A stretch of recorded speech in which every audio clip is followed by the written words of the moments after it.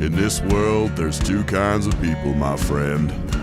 Those with loaded guns and those who dig.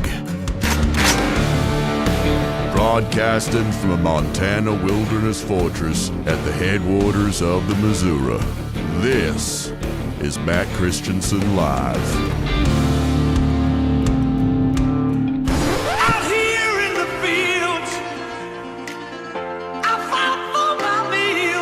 They have decided to go after immigrants and things like that, and they've said, oh, they taking your black jobs, such as work in the fields, all right? I don't need to fight. Those immigrants, they work the fields, and clearly he is trying to make us go back to the fields. I don't need to be broken. Go back to where you come from, okay? Where does that then leave us? It puts us back to when America was great and we were picking cotton. They would have us back confined to doing that kind of work. We gotta watch out for where we are headed. I doubt it. You are fake news. I'm gonna be honest with you. I'm kind of retarded. Very fake news. We're not paid actors. It really happened. You sound like a hysterical bleeping snowflake lesbo bleep. Fed. All right, America, go to the YouTube right now. Skag free whoever he is. Dude, Matt straight up sucks. How dare you? In 5, 4, 3. I can't do it. We'll do it live. Fuck it, we'll do it live. Hello and welcome to the show. This is Matt Christiansen Live for Sunday, March 9th, 2025. Thank you for tuning in. And hey, sitting shotgun with me this evening is my friend Matt Palumbo from BonginoReport.com. Matt, thank you for being here. My pleasure, and I just hope I don't let everyone down. Oh, you will. Yeah. I know. You'll get emails, but we're going to try another round of the Matt and Matt show here. And going forward, I plan to try this kind of sitting shotgun role a little bit, rolling cast of people who want to hop in the co-host seat for the night, and of course, face the wrath of the audience. So we appreciate Matt putting up that effort. Stay tuned for more personalities coming. As always, the duct tape rolls on, so bear with any complications. Great guest tonight, Sean Fitzgerald, actual justice warrior. He'll return to the show in about 30 minutes. Got some Tiffany Henyard updates. We'll talk some Gavin Newsom podcast and some more stuff. Before that, we'll talk about the trade war with Canada and Mexico. Apparently breaking just hours ago, got a new Canadian Prime Minister. Did you see that?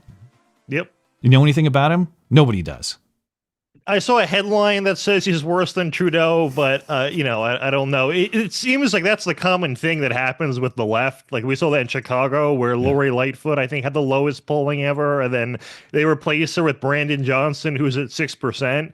And they're going to replace him with someone else who's the same person. So these people never learn. They're never going to change. It's Justin Trudeau. He just ran the banks before. So we'll see how that goes.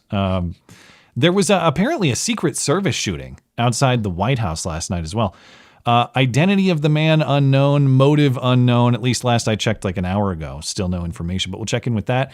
Before we're out of here, I got a mix of hoax hate for you, some other odds and ends, and we'll catch up with your Super Chats as well. Our friend Knuckle Hunky Buck will join for his usual Sunday Super Chat appearance. Speaking of, hey, if you enjoy the show, please consider supporting the show. You can do that for as little as $1 a month over on the website, mattchristiansenmedia.com or mattis.gay. Listener support is what keeps the operation running, and of course, it's hugely appreciated. Not only helps me sustain, but allows me to pay the people who make the show possible as well. There are perks available for your support too, mattchristiansenmedia.com/support, linked in the description, and we have to say hi to our featured listener-owned business for the evening as well. That's our friends at Hero Soap Company. Now, I'm not taking shots at Hero Soap Company. Of course, I would never do such a thing. But are you aware of a connection between spearmint and St. Patrick's Day? Is that a thing? I think so. I mean, I don't know. Spearmint conjures up images of green. So Fair enough. That's some sort of connection, I guess. But no, actually, no. Well, hey, before I disparage one of our sponsors even more, Hero Soap has yet another fine scent for your sampling. Spearmint is a crisp, refreshing, minty soap with a subtle cooling effect that'll leave you feeling clean all day. Don't settle for just fresh breath with some spearmint gum or something like that. Get full body fresh with spearmint from Hero Soap Company. And remember, when you subscribe, you get soap straight to your door each and every month, so you never have to remember soap at the store again. Listeners of this show get 10% off everything from Hero Soap Company. Not just the new spearmint soap, but other bar soap, a wide selection of liquid body washes, shampoo, conditioner, cologne, and more. Promo code MCListener for 10% off at Hero Soap Company, herosoapcompany.com. Of course, find everything you need from our friends at Hero Soap Company, plus other great offers from the rest of our friendly listener-owned businesses like Hope Innovations, Western Razor Company, Kinney Mountain Woodsmithing, and more. MattChristiansenMedia.com/deals. Deals by listeners for listeners. Now, one other quick announcement. We got new graphics up in the merchandise store. So if you want to pick up a t-shirt or a mug or anything else that suits your fancy, not only do we have cool new Matt Christiansen Media designs, like Listen to Commentator 6 if you'd like to advertise your affinity for Russian propaganda, but there are other more basic, colorful ones, Matt Christiansen Media designs that are perhaps more tasteful. Or, of course, you can get that LaDonna Legal shirt so you can promote her law firm. It's not against the law, ho. Fuck you. Or if you'd like to promote Miller & Son trash removal, you want to promote an honest family business, I doubt it. You can do that as well.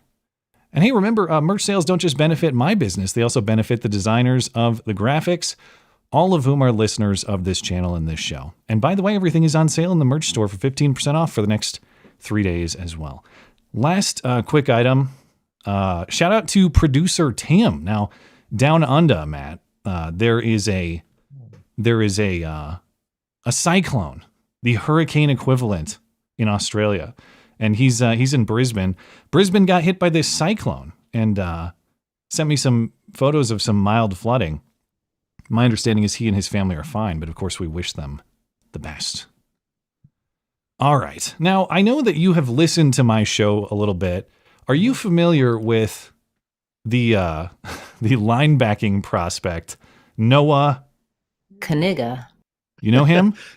Well, I know of, and I'll say it a certain way, but you know who I mean, Nicholas Kerr, Steve Kerr's son. So I actually knew that from your show, but okay. So it's very similar, of the same family. Well, speaking of exciting merchandise, listener Cody made me aware of some new options for your purchase. Now, I believe Noah is he's going to play for Eastern Michigan, the Eastern Michigan Eagles in the fall. And of course, he's going to begin his exciting career of getting play-by-play announcers fired, which is his future. If you would like to cheer on Noah this season, you can get a signed Noah Knigga number 10 jersey for only $60 through wildersideofsports.com. Now, this looks like maybe not the most reputable website. I've never heard of it. Doesn't look like it's a super fancy operation, but they say it comes with a certificate of authenticity. So if you have any doubts that the real Noah signed it, you get that certificate of authenticity to prove it was indeed signed by a real Knigga. So that's nice. I guess, like, if you don't like him, if you're not a fan, you could kind of remake that famous Die Hard sign, but with his name on it. Wait, which one? Don't do. Okay, first rule of this show. You never saw Die Hard? Don't do movie references. No, I did see Die Hard, and I reviewed it. Die Hard 3. There's a scene where the terrorist I didn't see that. Character tells Bruce Willis there's something he has to do, or he'll detonate a bomb, and he has to walk around Harlem with a sign that says, "I hate." Kniggas. The real word? The real word, yeah. And then for the on TV, it says like the TV censored version says "I hate everybody," which is funny. But yeah, that's the real word. You could, I guess, in the '90s, whenever you could hard R and everything. Now I'm intrigued. Hard R. Oh my god. Yeah, okay, a different era. That's a real slur then. Speaking of near slurs, now the YouTube algorithm is a very mysterious thing. Those of us who are in this news and politics space, we know how thoroughly they intentionally suppress anything really interesting, anything arbitrarily deemed not to be a credible news source, of course. So it's very bizarre that at the same time, YouTube, of course, aggressively restricts anything remotely edgy, like, hey, maybe coronavirus came from a lab, something politely stated like that. They also promote in the algorithm a decade-old National Geographic video about reconstructing a dinosaur called the N-word-saurus. Now, maybe you got, maybe 1G. We'll get to that in a moment. Maybe you got recommended this video recently. It's from 2012. Hold on. Bringing back what? Position and shape of the muzzle as opening our eyes to the fact that there were dinosaurs that were in essence Mesozoic cows. I worked up a scheme for this dinosaur in lateral view and in dorsal view. And what I wanted to show was something about it. I wanted the bones to speak, to tell me something about its life, even though it's not going to move. So I gave them a map, and I gave them the height, and I gave them the direction, and they did an incredible job. Okay, now notably in the video, they don't say the name of the dinosaur, and I had to consult Google to learn. Nigersaurus. Okay, it's like the country in West Africa. Yeah. Sorry, did you have any N-word-saurus thoughts? I didn't mean to cut you off. They said that 13% of Nigersauruses kill 50% of all the prey, so I thought that was an interesting stat. All right, I guess it was not a good joke. Oh, you're Anyway. fitting right in. Yeah. That's, all right, perfect. I'll that's check the chat great. after. You know, I didn't even show Matt the topics. That was an off-the-cuff Matt. You know, that one's on the Killing house. it. All right. Just in case anyone has any unclarity, though. Nigersaurus. Don't say it with the hard G. And by the way, browse through the comments section on this, again, 13-year-old National Geographic video. It's hundreds of comments with thousands of upvotes of people confused about why they were recommended this video. But everyone is very happy that, YouTube recommendations are back on point. Mm-hmm. Now, this is a joke. Here's another one to the theme. The Nigersaurus was found predominantly all along the West Coast, often coming straight out of Swampton. Okay. My joke was better. Well, that guy had time to write it, you know. Don't cut yourself short. All right. In other viral moments this week, video game streamer Carney Jared completed an all but impossible Guitar Hero feat. Now, were you ever a Guitar Hero guy? No, but I actually saw the video like 30 minutes ago, and I don't understand how it's possible. It does look like luck. Like he's just an idiot kid button mashing on Mario or something like that. Or his muscle memory or something. I think they said it was 50. Well, I don't want to spoil this, so I'll let you go ahead. Well, if people don't know Guitar Hero, this is a game where you play famous rock songs. You have a plastic mock guitar video game controller. Now, it was huge about 15 years ago. Like my college roommate was all about it, and I had a Guitar Hero run as a result of that too. It was good fun. And then there was Rock Band and other music games, and then the genre kind of faded. But perhaps the hardest song to play in the Guitar Hero series of games was this song called Through the Fire and Flames by Dragon Force. And not only did Carney Joe complete it 100%, as in he didn't miss a single note, but he did it on 200% speed, so twice as fast as normal. And this has to be the most insane Guitar Hero performance of all time.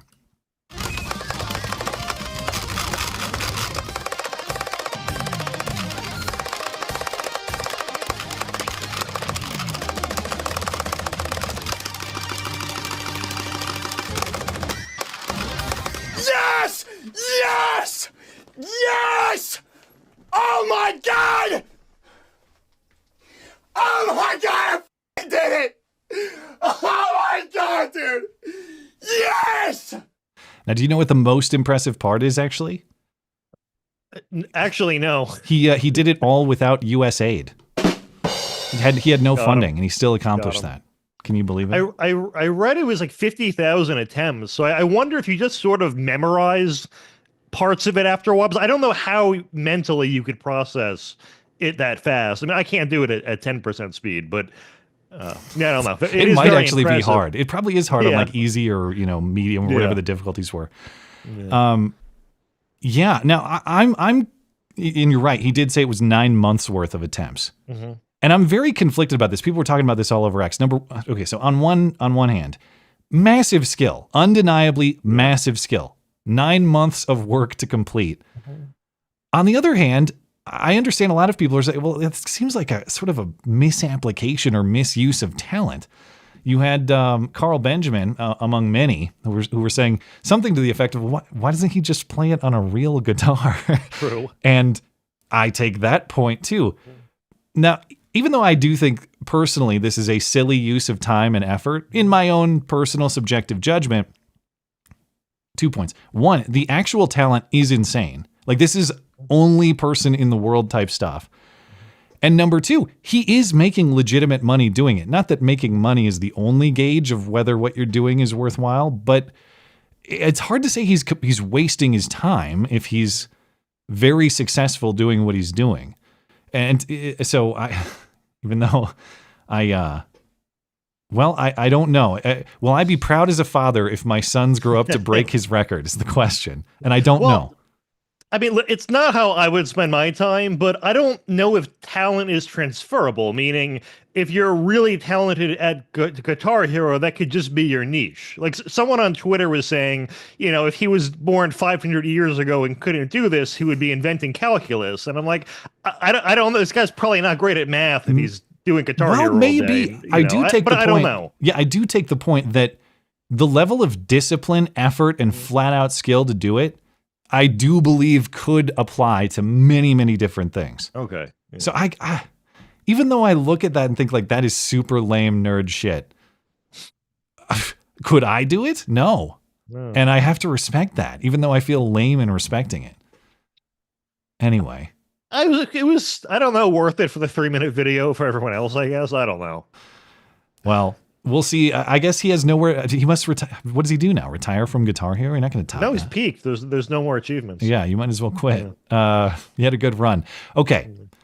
On to serious news, I guess. As serious as this can be. Now, illegal immigrant deportation efforts are ongoing, of course, and so is the clown show in the Denver area. Now, Denver, of course, is a sanctuary city, and that's where the mayor has said such silly things about Tren de Aragua, the Venezuelan gang.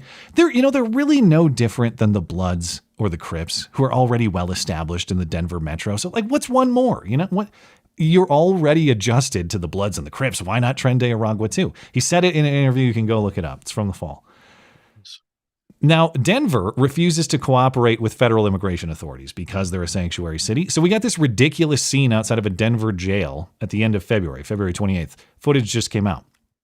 A suspected Tren de Aragua member was arrested and jailed by Denver authorities for some, I don't know what he did, but they caught him on some sort of crime, independent of his illegal presence.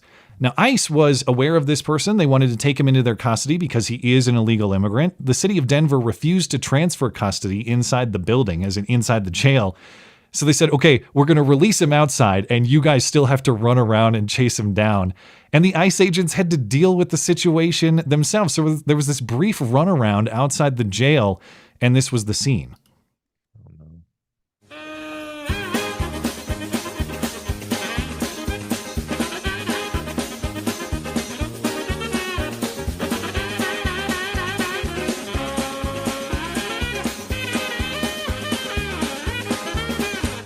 You suck. I hope Trump deports you.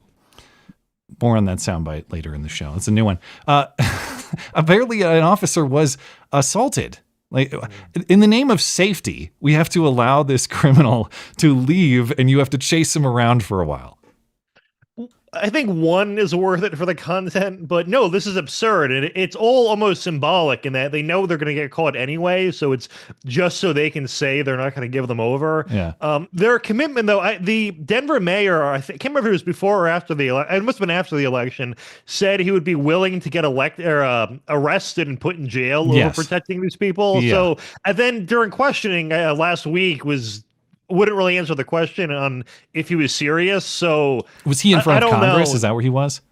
Yeah, they're all just getting grilled. I mean, it's the hearings are just for the sound bites, but it was still entertaining watching them get grilled. But I don't know what kind of psychosis they're all suffering from, because if the thing about the left is if they really believed that illegal immigration was good for the country, they would oppose it.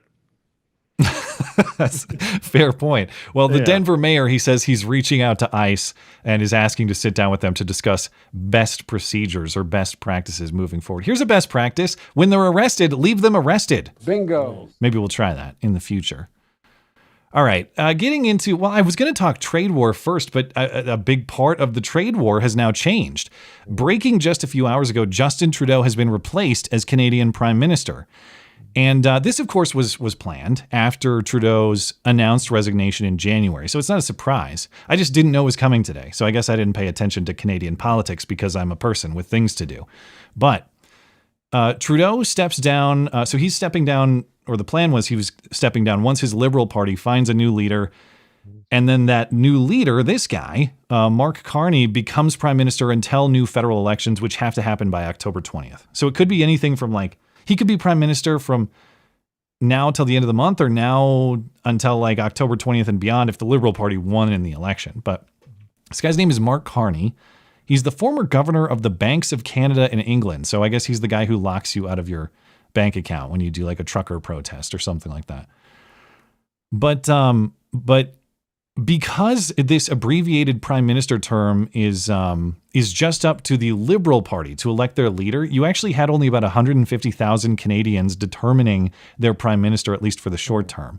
Because to vote, you have to be a registered member of the Liberal Party, and there were about 400,000 of those people, and only about 150,000 of them cast votes. And simply registering to vote wasn't enough. It turns out they actually have a verification process. So Canada is very racist. They use a voter ID system, much more serious about election integrity than this country, I guess. Now, I can't tell you any more about this Mark Carney guy other than, is he related to the Guitar Hero guy? Wasn't that guy's name like Carney Jarrett or something? No, I'm not sure, actually. I know, though, that it does complicate their next election in that Pierre P. something, the conservative guy. Nobody knows. He doesn't even know how to say it. No, but he was leading by double digits. And then once Trudeau stepped down, it shrunk a lot. So it'll, how this guy performs will just kind of determine, whether or not his lead takes off again. But it's, sad to see. Yeah, well, and I know a lot of my Canadian listeners and Canadian friends, because my take on the trade war stuff, which we'll get to in a moment, was like, I don't understand why Canada just can't agree to help out with fentanyl and immigration. I get that it's small, but like we should all agree on these things.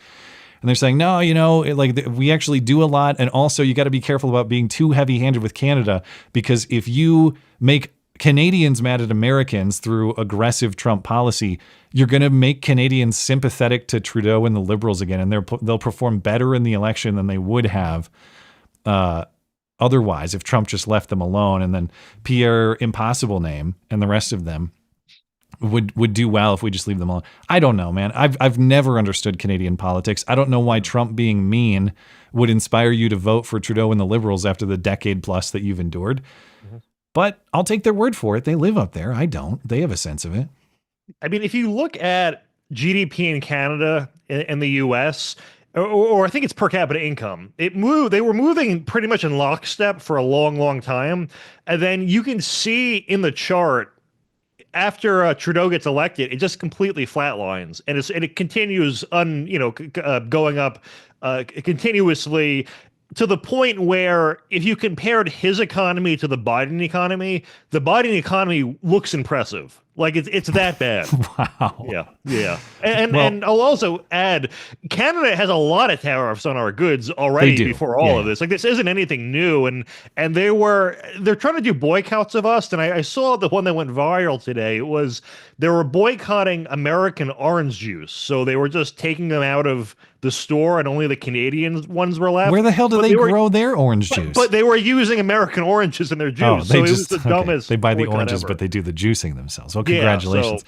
Yeah. Well, on such short notice, I didn't have time to create a proper Justin Trudeau I will remember you send off. And I think I actually did one when he resigned. I can't remember. Normally I would, give him the traditional show honor. So I had to do an abbreviated Trudeau memorial with just a little bit of time before the show was live. My favorite recent Justin Trudeau moment, Trudeau trying to court the common man out on a jog just a few months ago. Oh, this is good. Justin!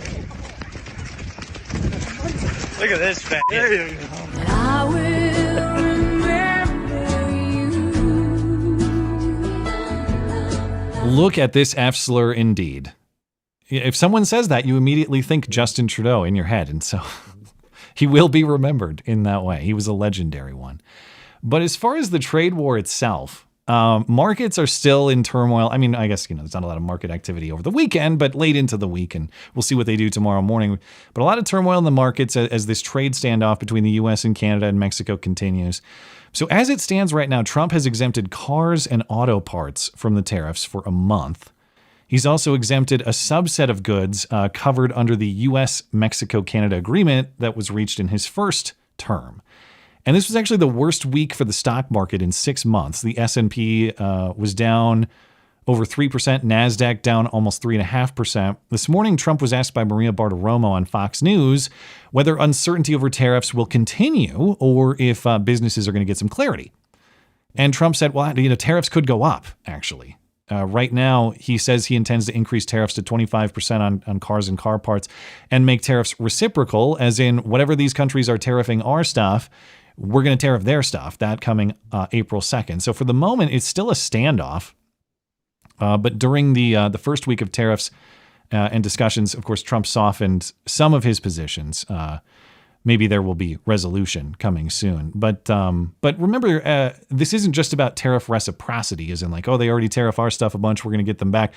It's also about border security. And primarily, that's what it's supposed to be about, that Canada and Mexico are not doing their part to prevent drug and human trafficking across the border, and that's what Trump and company are looking to achieve. So anyway, you got any intel on what's going to happen with tariffs or whether the markets are going to have some kind of recovery? God, I wish I had inside information. I almost can't blame Pelosi, but I guess, it sucks that the markets are down, obviously, from their peak by quite a bit, but they are pretty much exactly where they were when Trump took office. And again, I'm not thrilled with the markets going down, but when they were going up continuously, almost completely uninterrupted, except until COVID, under his first term, the media narrative was just the stock market is not the economy, and the top 1% own half the stocks, and most people don't own stocks. So now it's Wall Street is Main Street. They're indistinguishable. They just can't make up their mind. Yeah. Well, quickly before Sean gets in here, as I mentioned, there was a shooting outside a Secret Service shooting outside the White House late last night, early this morning. I don't know the exact time. Trump was not at the White House. He was in Mar-a-Lago or in Florida for the weekend. But Secret Service received information about a suicidal individual who was reportedly traveling from Indiana to DC. Let's get that right. He's from Indiana. He's coming to DC. He's a 27-year-old man. They're saying suicidal. So far, identity undisclosed. Secret Service members saw a person matching that description near the White House, and they found the man's parked car. And so officers approached him. The man brandished a firearm, and an armed confrontation ensued. Secret Service fired and hit the guy. He's not dead, or at least he wasn't as of a few hours ago. He was taken to a hospital. Condition unknown, no injuries to Secret Service personnel. Now, according to sources getting additional information, because that was all from the Secret Service official statement, the man was confronted on foot just outside the Eisenhower Executive Building, about a block from the White House. When officers confronted him, he pointed a gun at himself, ignored commands to drop the weapon, and then turned the gun in the direction of the Secret Service agents and was then shot. Police also found a rifle in his car. Now, as far as the warning about the person, DC Metro Police received a be on the lookout notice from police in North Manchester, Indiana. The Bolo alert said the man may be armed, emotionally disturbed, and possibly planning a suicide or attempt at suicide by cop. But one has to wonder, if you want to do suicide by cop, I assume there are lots of available cops in Indiana. And you wouldn't have to drive to DC for just a generic suicide by cop attempt. And even though it's not stated, what are you doing at the White House for this effort? Yeah. There's got to be some sort of political reason or angle. And as some accounts on X have noted, have we determined that DJ Daniel, the honorary Secret Service kid, was he involved? We don't know. He was working the White House detail. The kid is great. I saw a tweet about him after the address where this guy, his name was like fascist pervert or something was his screen name. And he's like, listen, I'm a racist guy, but that was so heartwarming. How could you have a problem with that? Jeez. It was such a great tweet. Jeez. Listen, I hate, but Well, but it was a great moment. Well, that is the thing. You know, I understand that the it's not a State of the Union technically, but it basically is. I still don't understand why it's technically not, other than like he's not president for long enough or something. I think that is the reason, but yeah. Yeah, it's always a stunt. I'm not saying that this kid doesn't deserve recognition and honor. He does, but it's always a stunt. The thing is, if you're the opposition party, just clap for the, just clap, okay? Don't fall for the trap. Don't take the bait. Don't be booing or not doing, and certainly don't be going on MSNBC and saying, well, I hope he doesn't kill himself after January 6th, because that would be terrible. Well, if they didn't clap at all, they could try to play it off as, well, we were just not going to ever, but they clap for Ukraine aid, so they have no defense. Yeah, that's true. Was that the only thing? Literally. I like that Trump, the whole time, was just calling them out, or he would talk about, people who tried to screw him over or suing the country, and he would just point at them while he was doing it. Very good speech. Well, I got to go get Sean, so I will see you back here in a little bit. I'll go get Sean. I will be right back. Sir. Stand back and stand by.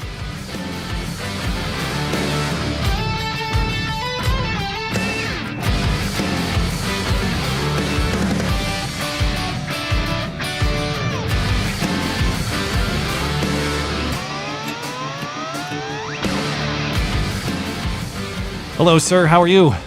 Good. How are you? Let me get you bumped a little bit here, but my guest tonight is Sean Fitzgerald, actual justice warrior on YouTube. Find his links in the description. Now, Sean, of course, thank you for making time and coming back to the show, but I wanted to ask before we get started, how are you? And by that, I mean, what is the state of your career after the devastating news that Tiffany Henyard has been ousted from office? Listen, it is absolutely devastating in multiple ways. I was counting on that woman to help me buy a house, and let's just say I'm a little heartbroken. All right. Well, I know you have some Tiffany Henyard updates for us. Do you want to start with the subpoena, or do you want to start with the rap music video? Obviously, the rap music video. I mean, what are we even talking about here? Hold on. Sorry, you were way quiet for me, and then I bumped you way up, and then you came back like normal volume. So I just blasted everybody's ears accidentally. Oh, sorry. Anyway, you want to start rap music video? Yes. Okay. Well, you brought this to my attention, actually. I had not seen this. And so Tiffany Henyard ousted from office by vote, a week or two ago. And I guess I don't know how she. Let's just play it. You tell me the context for this. This is Tiffany Henyard and her hit single "Feed the People." I'm starving the boys. I'm feeding the people. They put me in office and treat me like it's illegal to feed the people. To feed the people. I gave back to communities and I cleaned the streets up. I'm starving the boys. I love this. Every aspect of this is my favorite thing. Treat me like it's illegal to feed the people, to feed the people, to feed my people, to feed my people. From Vegas to Chicago, I rode around. Oh, we gotta slow this down, because there's so much in here that needs to be broken down a little bit. Who paid for this trip from Vegas to Chicago? Did she elaborate in the lyrics? That's the most amazing thing about this music video, is that she references stuff that is like related to controversies that she's experienced. So at the end of it, she does the Vegas to Chicago, but she's like, I'm always on the Tahoe. That's like the infamous Chevy Tahoe that she's spending, I believe it's $55,000 in interest payments on in order to have that vehicle. For one car? For one car. So it's a $93,000 car, but she leased it like a 20-year-old on an army base, with the dealership right there where they see you coming from a mile away. So that's like, they called her, before like most of this controversy, her nickname was Tahoe Tiffany, because that car was like that big of a deal to the residents of the village of Dalton. Okay. Is it at least paid off now, or is the city still on the hook? Of course not. It was a lease. It would never be owned by the village. Like, she will spend $150,000 on this vehicle, and it will never be owned by the village of Dalton. It is. And by the way, that was while the police vehicles were being repossessed. But yeah, like you could see her in these government buildings, so you know your tax dollars paid for this hit single. This is just the teaser. Can't wait for the full song. And yeah, she's moving on to celebrity status, which is great. Politics is celebrity. And these, you were telling me that was produced after she just got voted out. So she's now trying to. This is the teaser for a full single. She has not done musical production before. This is the first one. Well, listen, every criminal that I've ever looked up has a SoundCloud account, so I'm sure that she has had some musical experience. Like this is not. I mean, it's not my genre, but I would say if I've seen worse attempts at trying to get into the music business, certainly. I mean, look, how many rappers have fake gangster backgrounds? Like this woman was a criminal. Even before she was elected to the board of supervisors, she was arrested in Chicago for breaking into cars. You don't get more authentic than that. Fair enough. Speaking of, what do you know about the subpoena? I got into this just a little bit on my Wednesday stream. So I don't know a lot of the details, but the city or the village of Dalton has now received a subpoena, a federal subpoena for an investigation related to property that her boyfriend used to own. Is that correct?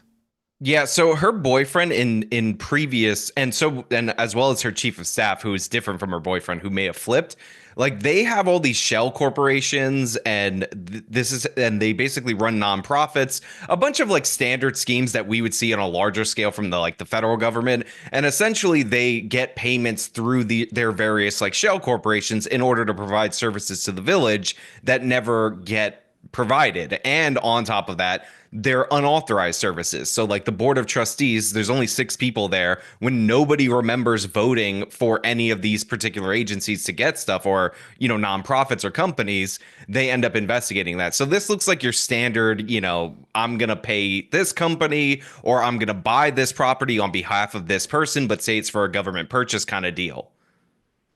Okay. Well, you are the expert. And when I was entertaining this on my own on Wednesday with some callers, nobody really knows as much about the Tiffany Henyard saga as you do, at least nobody that I talk to.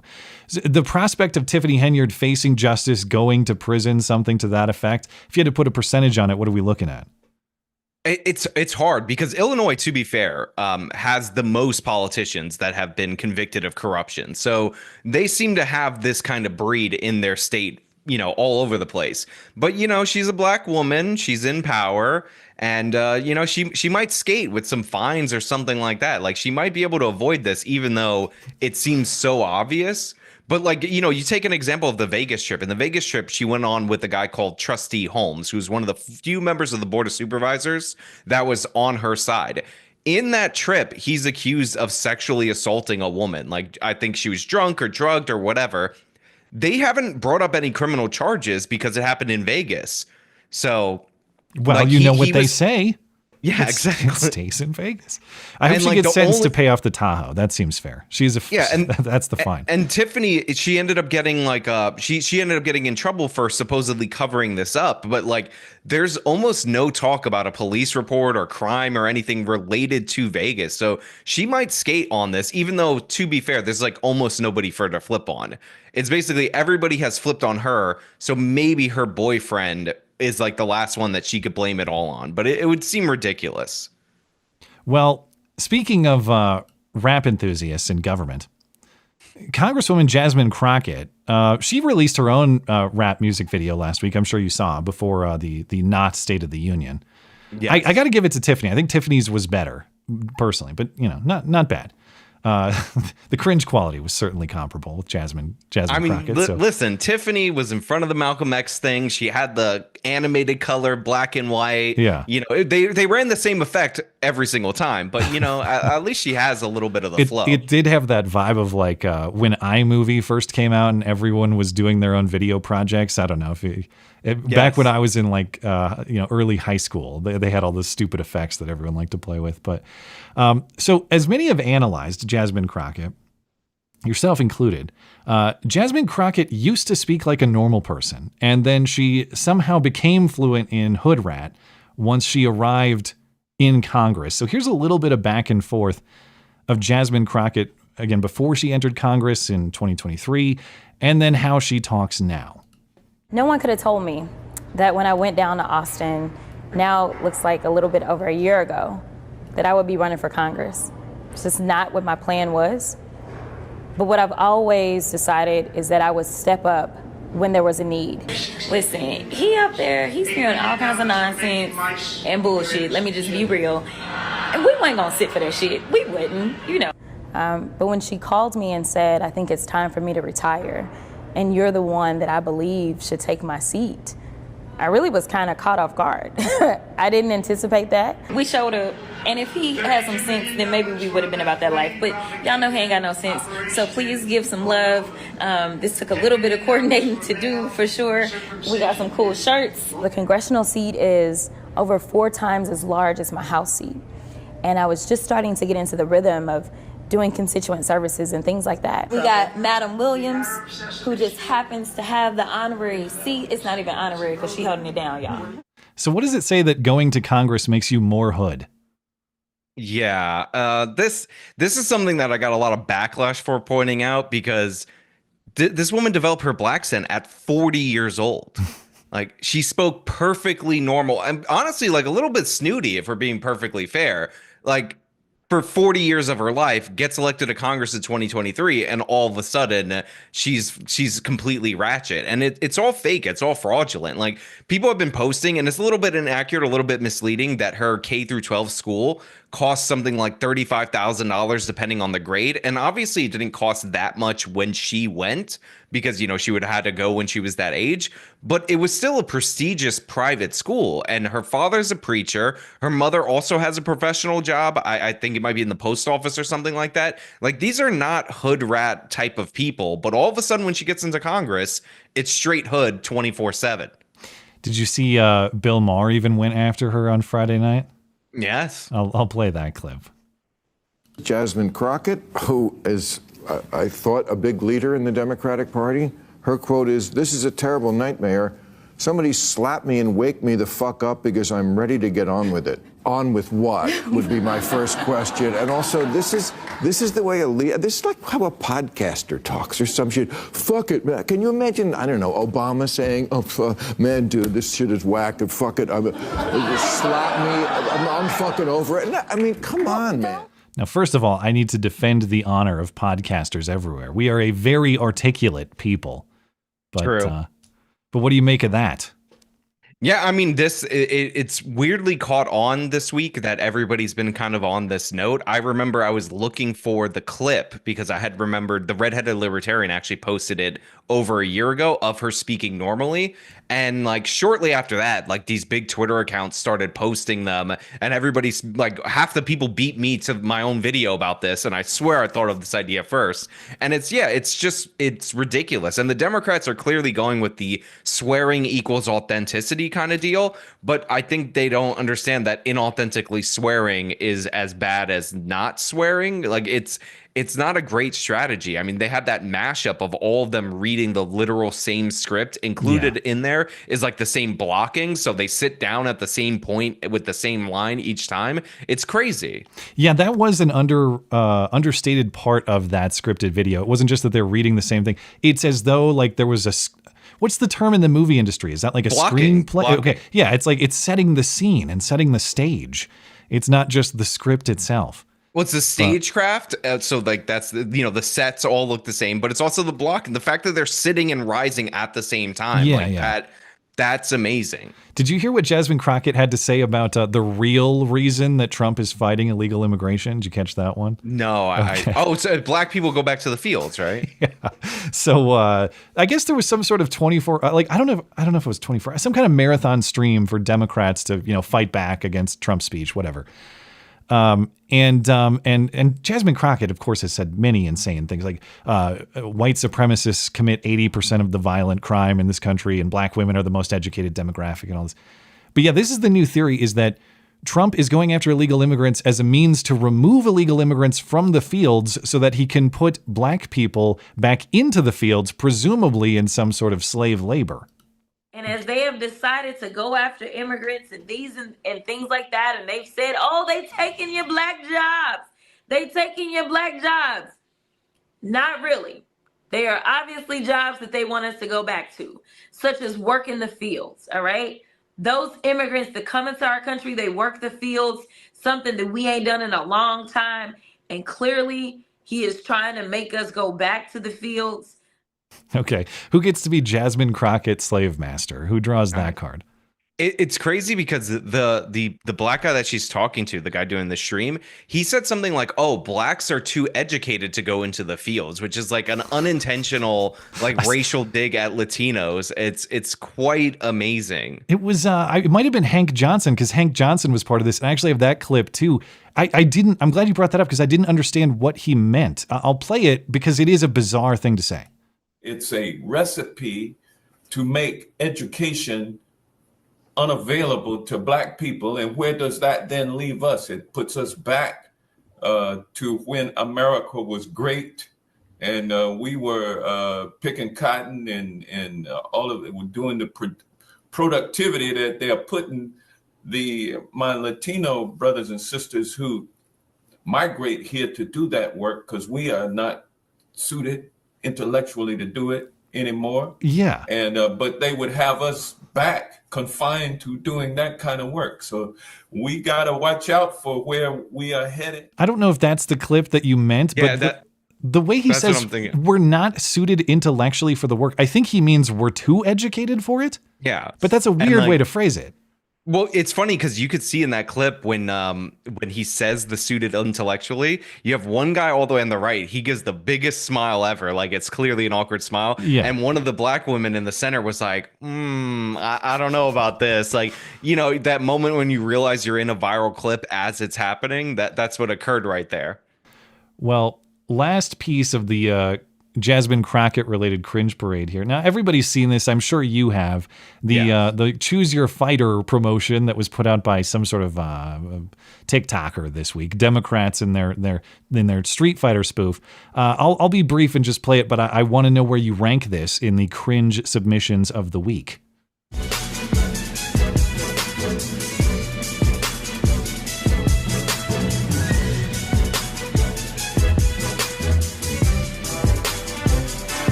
Good form. All right. Rap videos, better or worse? So I'm pretty sure the rap videos, Tiffany Henyard's obviously A+, first class, top tier. This is actually a Smash Brothers parody from Nintendo. Oh, my mistake. And I have to knock them for not even getting the same background for everybody. That's ridiculous. Ocasio-Cortez, apparently she just lives in an area of zebra print everywhere. Like that was very uncomfortable. It did look like a quasi-pornographic set or something. Exactly. Yeah. But no, this is bottom tier. This is pretty bad. I'm not into it. Old Asian congresswoman. I mean, she just looked like she was suffering from Parkinson's or something. The way she was throwing up those dukes, I'm just not about it. All right. I have a few other items for you, but in the event we don't have time, give me your pick of which of these you find the most interesting. Love is Blind. Oh, okay, we got to talk about this. I will. I'll go straight to. So let me ask you up front: are you a Love is Blind viewer? Yes. Okay. Yes. My wife and I love this show. We've seen every season of it. I know I shouldn't be subscribed to Netflix. I know we have a guilty pleasure with trash TV, and this show, as it sounds like you are aware, is some of the best trash dating or marriage TV out there. And if people aren't aware, the premise is what the name implies. People meet and date each other in pods, but they can't see each other. And the only way they can see each other is if they get engaged, and then they get together and they go on it's not a honeymoon because they're not married yet, but they go on a vacation, they live together, and they have to make a decision at the altar. Do you want to stay married? You want to be married to this person or not? So with that understanding, you want to tee up sort of what happened between these two, Sarah and Ben, and the season finale of season 8 or whatever it is. So the clip that's going viral is of Sarah, this lady right here, rejecting Ben, who looks like he's related to Macaulay Culkin, adult Macaulay Culkin. You can't, I'm telling you, it's there.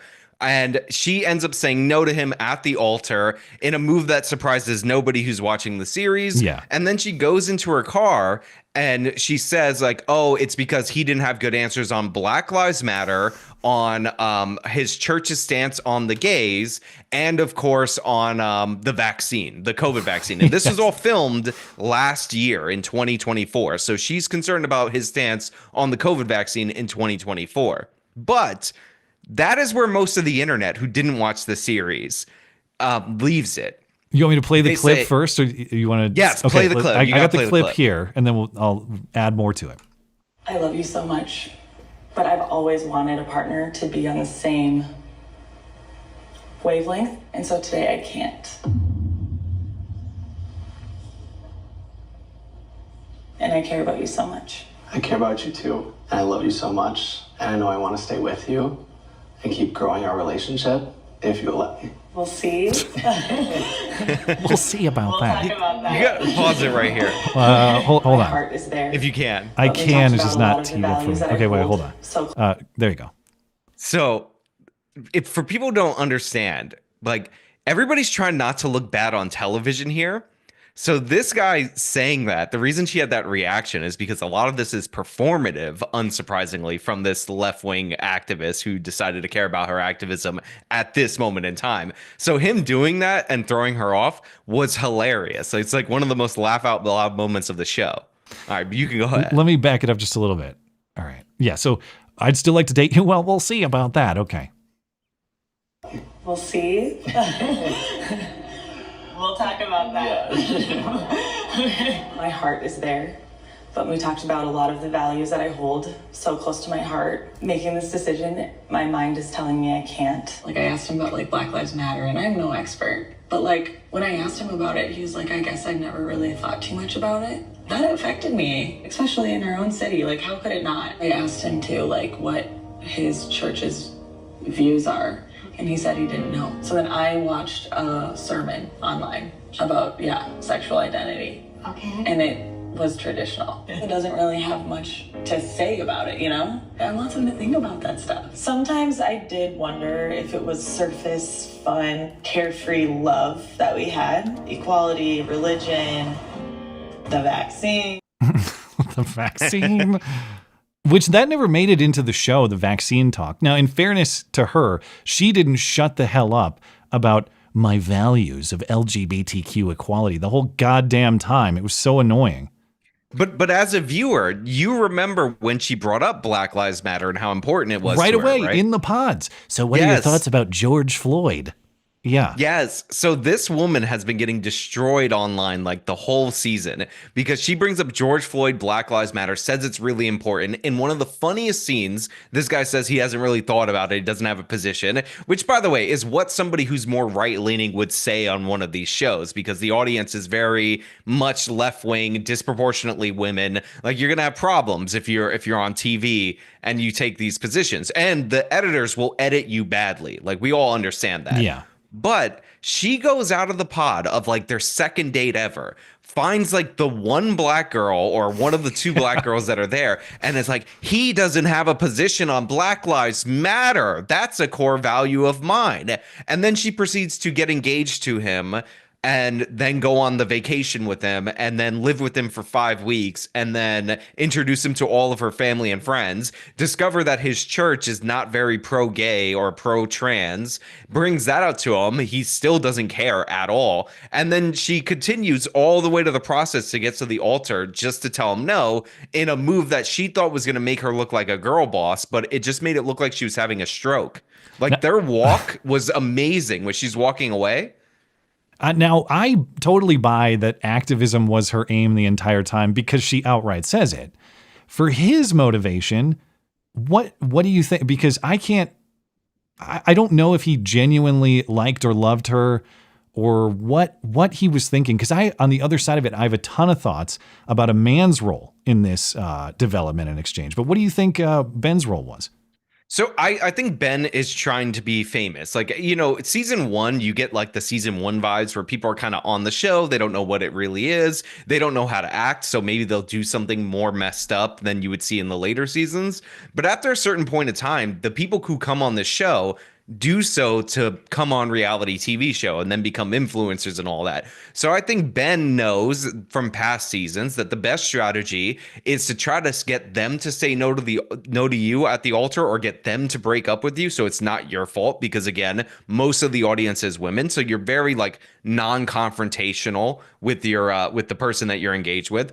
Or when you say no, you give like a speech of why you would say no that's like wins people over. So I think Ben was just trying to play it good for TV. I don't know if he actually loved this woman, but it was funny every time she brought something up where she was like, your church, I don't like the stances. Can we not go to that one except for like holidays, or find a different church? He's like, sure. Yeah, he I'm fine agreed with that. everything. And if this was a play for him, I saw Tommy Lahren, I saw Laura Ingraham. There was like this effort on X. Let's find this man a nice 20-something Christian conservative girl, which I hope he does find. But to the male role in this, if he was being sincere and he loved this woman and he was trying to be with her, to get her to say yes at the altar, it was such a fascinating study or example of how not to handle it as a man. Because it's tempting to look at this and think like, well, it's so silly to leave someone over politics. Okay, politics are, to her point, as ridiculous as her arguments are, politics are a reflection of core values, and those should be discussed early on, even date one, because if you don't agree on those things, why is everybody wasting their time? And as a man, if you confront if you're like a guy of a rational perspective, call it conservative, whatever, just like non-insane person, and you encounter an insane person like her, you have two options. One is try to lead her away from that, or two is move on with your life. What he instead opted for was sort of sheepishly going along with whatever she said and allowing her to lead. And even beyond the politics, women reject that. If you don't take a leadership role, they will hate you for it. And so in the end, even beyond the politics, I think she resented his lack of assuming a traditional male role, even though if he did that and he said, listen, bitch, George Floyd was a drug addict and a criminal, she would have rejected him there too. But I just, like, men, I know it's hard to find quality women. Don't just surrender to a woman's nonsense like this, because she'll hate you for it even if you do. But here's what I will say in defense of Ben Mazenga, aka Macaulay Culkin's cousin. Yeah. If you're on a show like this and you work a normal job and you want to go back to your normal job, like, saying anything can get you edited in a terrible way. Because when you sign these reality TV show contracts, they basically say we could take stuff out of continuity. And if you watch this show, you pay attention to it, you'll notice that they'll have like what seems like the end of the conversation when all the food is finished, but then they'll cut back to the beginning when all the food that they ordered is still there. Like, they're always doing tricks like that. So I think Ben was just trying to avoid the controversy. And this season, by the way, was loaded up with a bunch of left-wing women. The black guy that was in this, Devin, who comes from a like traditional conservative household, he's matched up with another leftist woman, and she trashed him when she said no at the altar to him after the fact. And she's trashing him right now, like online on Instagram. She's going after him for being a secret Trumper and not wanting to talk politics on the air. All while saying, by the way, that she's a noble black woman that's defending him because black women defend black men, as she's trashing him. Like, that's what's happening right now. So these people get ripped apart. I mean, look at Dave. Dave, another match with another feminist, the F the patriarchy tattoo girl. Yeah, that's right. Dave is a worse version of what you're accusing Ben of. Yeah. Dave, he couldn't make a decision at all. Like, he couldn't say anything. Like, he was like convincing one of the girls. He convinced both girls that he was with to break up with him. And we're watching him. We're like, bro, just say what you want. Like, he should have had a layup. But again, the cowardice of men on these shows sometimes is ridiculous. His girl that he got engaged with had a boyfriend, and he lost the exchange in the view of the public. No, she didn't have a boyfriend. She just had a guy she was hooking up with not 2 days before, but a week before. Dude, I know not a lot of people are into this trash TV, and you're probably wondering, why are you guys talking about this? The dynamics between the men and the women, fascinating, because what you're talking about there, again, women captured by the lie of feminism. And I believe Lauren, the woman you're talking about, she believes that she can just sleep around and have no consequences relationships. And all of a sudden a guy tomorrow is going to want to marry her, despite the fact that she was sleeping over at some rando's house like a week ago. And to your point, if the guy has reservations about that, then he's the bad guy because he doesn't consider her to be marriage material. The lie of feminism sunk her, but it sunk him too. And by the way, this all is an example of this whole series is almost like a study on the lie of feminism, because when you watch it, you notice that the women are like 33, 34 years old. Some of them are as old as 37. And a lot of the guys there are like 28, like 20. And you wonder why almost none of these couples work out. Just on age alone, I think there's one age gap relationship where they said yes. And that was like 3 seasons ago. But yeah, like this is standard. The people who are like left behind after they live their lives and focus on their careers into their early to late 30s, those are the women on this show. It is a fascinating peek into their psyche, especially when Netflix is pressing them to give their like basic to political takes. Like, it's so good.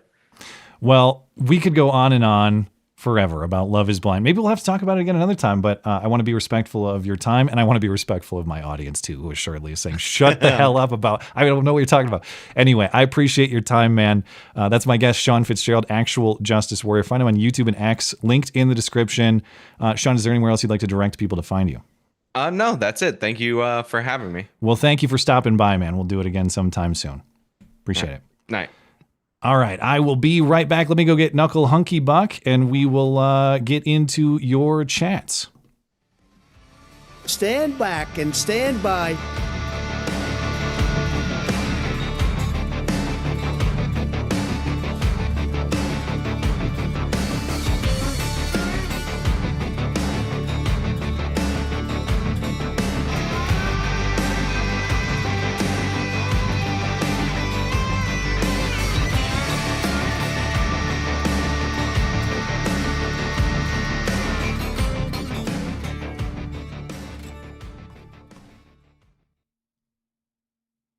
Knock, knock. Who's there? Knuckles.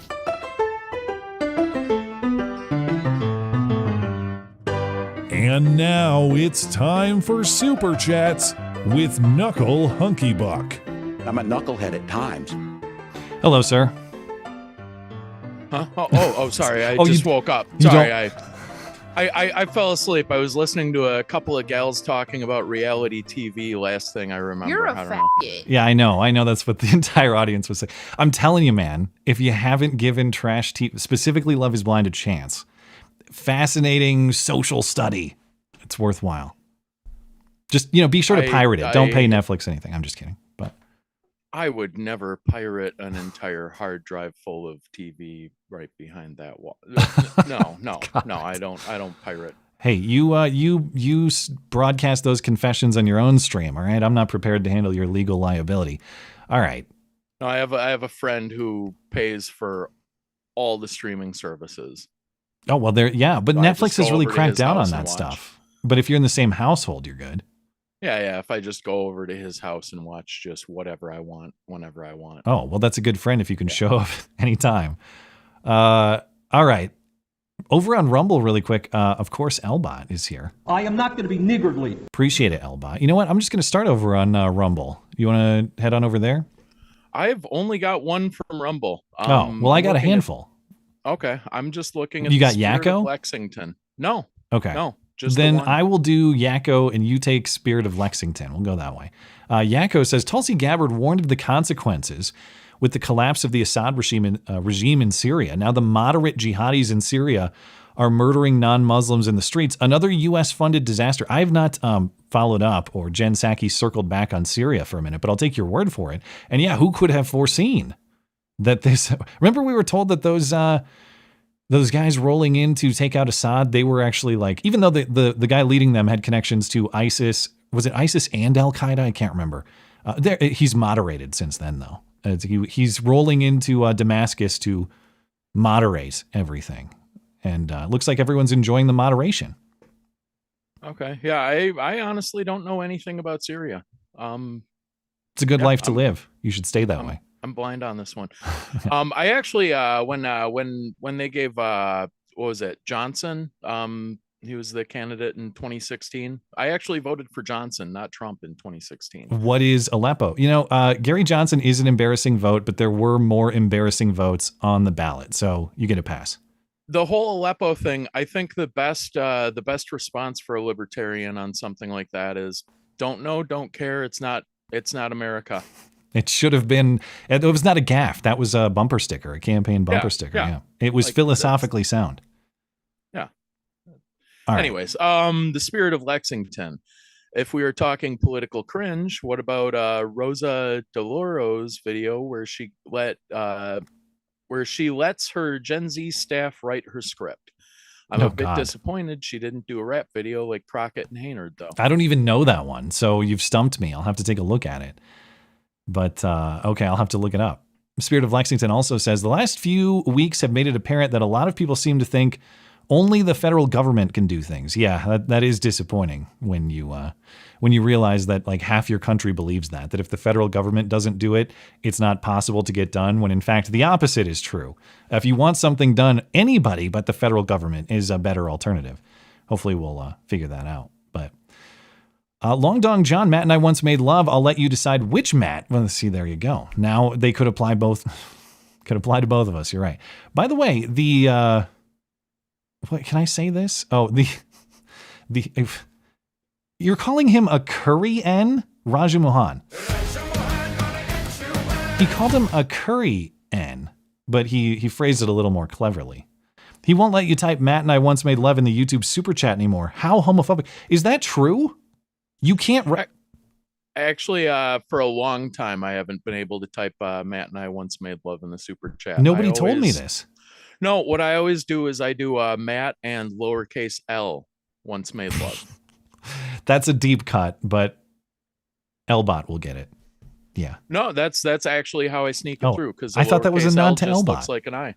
No, it's just Matt and lowercase L once made love, and just looking at it, it looks like it's the same thing. And over on Odyssey, I'm just going to crank these out before we hop into YouTube and Tippy.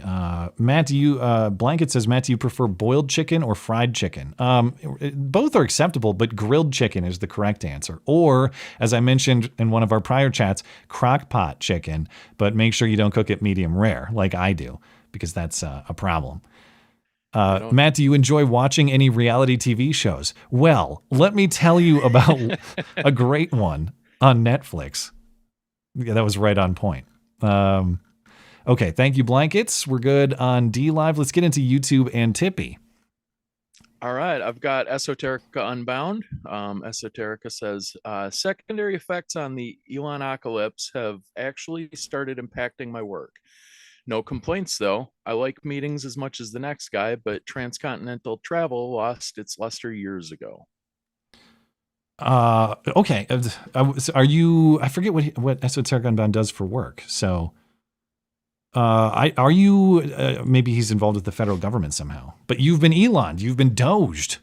My condolences. But he says no complaints, so it must be fine. Did he have to type up an email saying 5 things that he did? I wouldn't wish such a fate on even my worst enemies. I can't imagine. Send me straight to hell. I would endure that over the suffering of listing the things I've done today. You'll take the Hitler pineapple. Yeah, for sure. I'm trying to use a movie reference. I know that one. What the hell am I? You actually did. Yeah, that's Little Nicky. That's Little Nicky. Ladies and gentlemen, I just used a movie reference on Matt, and he got it. Yeah, the show is really coming along nicely. That's a historic first. Thank you. God, all the show references just tied together. Well done. Canadian guy. I'm hoping one day for you to do a video with Canadian YouTuber Unacceptable Fringe. He said he reached out to you. I think he did. Let me, with all the Canadian news going on, and I am, as I've discussed, I'm kind of expanding my reach and trying to consider some more personalities. So let me get back into my email inbox and see what happened there. I hope I didn't leave him hanging. I'm pretty sure I responded to the email, but anyway, thank you for the reference. If he wants to wear a jacket on stream, you have to make sure that if it has a fringe, you have to discuss what is an acceptable fringe. Okay, yeah, we could clarify if he comes on. VV's up next. All right, you got to respect how quick Trudeau bailed out from that F slur, almost like he's used to those encounters. Look at this fat. Yeah, he was he was out of there. Hey, he dipped. Yeah. He seems like the type of guy that normally when he hears somebody say something like that, he slips into the bathroom right behind him. Hey, look at this. Look at this fat. Oh, yeah. Gladly. Daniel Yeager, are we going to get a feature track with Math Boy Fly or Awake the Rapper? Now, I don't know who, speaking of things I don't know. Movie references, bad. Rap references, even worse. Are those rappers? One guy's called Awake the Rapper, so I assume he is. And I got to correct you on Daniel Jagger. Oh, yeah, that's right. See, yeah, you know all the... I get locked into these incorrect pronunciations. I don't know what's wrong with me. You know what word I will never forget how to pronounce, though? Nigersaurus. Oh, I was expecting a sounder there. I was waiting for Knigga. Oh, well, yeah, I also know that one. I won't forget that. All right, goody. Leave me with this one to read. All right. Funkalopagus, I suspect is the name. Funkalopagus. Matt and Uncle Hunky once made love. You can say that one. But at Knuckle Deep, Matt bucked. Jokes aside, I really enjoy the co-host format. You're acting queer. Well, thanks. I agree. It's fun to work with people, and it'll be fun to get into a little bit of a groove. Now, I know there are downsides of going alone a lot, and that is you lose some of that banter and some of that off the cuff stuff that's fun, and I like to have that. There are downsides potentially with working with other people too, which is half the personalities are bound to be hated. But, if you lean into the bit and remember this is a duct tape production, okay? It's supposed to be at least half as cringe as a Jasmine Crockett or Tiffany Henyard rap video. So if you come into it with that expectation, I think there are points to appreciate. Speaking of being hated, I am so curious to see your inbox, like from the time that I started showing up. Actually, very few have complained about you. I have not received that. Yeah. Okay. No, they mostly complain about me. Okay, they just go right to the comments section for that. Yeah, well, it's like the Nigersaurus video. If you want to see what everyone else is saying, you got to go there. If you just email, it's just you. Yeah. That's not fun. Okay, I figured you got like seething hate about me. No. At least every once in a while. Okay. No.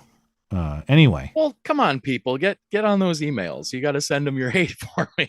Well, when they email me, I just email them back. I hate you all. Die, die, die. Yeah. That's your form letter. Yeah. That's nice. Life Sanders, awesome to see AJW Sean. Yeah, man, he's great, and I'm glad to have him. I really appreciate that he's helping out with the stream because he does a great job.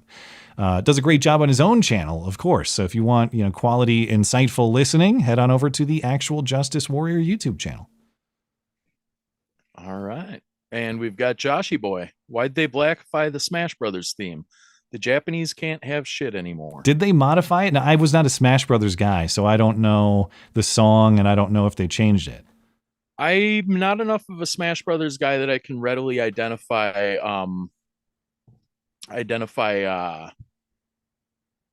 like the theme or anything like that, but it's a party game. I'll play it with friends or whatever. Have some people over on a Saturday and play some Smash. Is that what you call it? Matt and I once used to play some Smash too. I have a feeling people might say. All right. Dangerous Spaces. Thanks for the shout out. Yes, family is safe. I evacuated to my parents' house. We lost power and had a tiny amount of damage. My street is flooded, but it didn't reach the house. We were lucky. Many others have had it much, much worse. Also, it wasn't as strong as it could have been, thankfully. All right. Well, we love you. You're very special. All the best down under. And we will see you again soon, sir. Okay. Let's get 1983 Bantam and Tortuga, and then I'll get back into the news. All right. I've got don't feel bad about pirating Netflix. Intellectual property is statist BS. Anyway. I have a feeling I know exactly who this message is from. Thank you for supporting the show. Yes, not to renew that debate. But yeah, in principle, I must urge everyone not to pirate Netflix material. You're right. To be consistent, I must do that. Thank you, Tortuga. Knuckle Hunky Buck, you should avoid leaving racing stripes in your undies if you're going to leave them on top of the hamper like that. Is there a Knuckle Hunky Buck Easter egg? Is there a streaker back there? I didn't see. Not intentionally. Oh. If there is anything back there, that's just, hey man, racing stripes are because you got to go fast. That's disgusting. All right. Anything else you'd like to add before you're out of here? Yeah, I actually a couple of weeks ago, I noticed there was a comedian who was doing an impression of Trump, who actually did it to Alec Baldwin. I don't know if you saw this. I think Barron covered it a couple of weeks ago. But Alec Baldwin was not happy about it. He was like, look, if these cameras, if that camera weren't rolling over there, I would break your neck right now, or something like that. And it just made me think, you know, if they had just always kept the cameras on Rust rolling, maybe that tragedy could have been avoided. Wait, that wasn't even a joke. This is just insightful wisdom. Yeah, just... But still. Get the hell out of here. Thank you for your contribution. All right. Thank you, sir. Have a good week. We'll see you next week. All right. I got to go get the other Matt back because he's going to join me for the rest of the show. So once again, I will be right back. Stand back and stand by.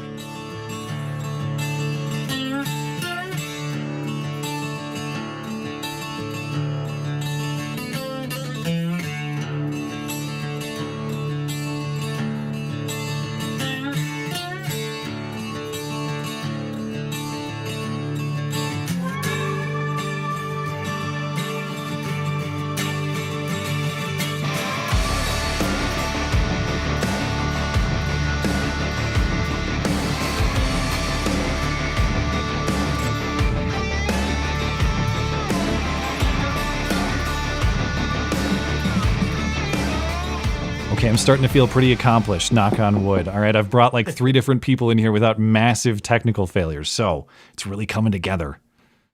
Good to be back. Well, thank you for coming back. I appreciate it. But, you know, there were a couple of topics that since, I'm sure maybe you heard, but since Sean and I got into Love is Blind so much, there were a couple of topics. I watched that, embarrassingly enough. So do you watch the show, or did you just see the clip? My wife and I watched the show. You're a married man? I didn't know that. Well, she's my fiance, but she said I have to say married. Oh. So, I mean, I know I just exposed the lie to everyone, but my wife will be the politically correct term. When did you get engaged? September. Oh, well, so relatively recently. Wow. Yep. Do you have a wedding date planned?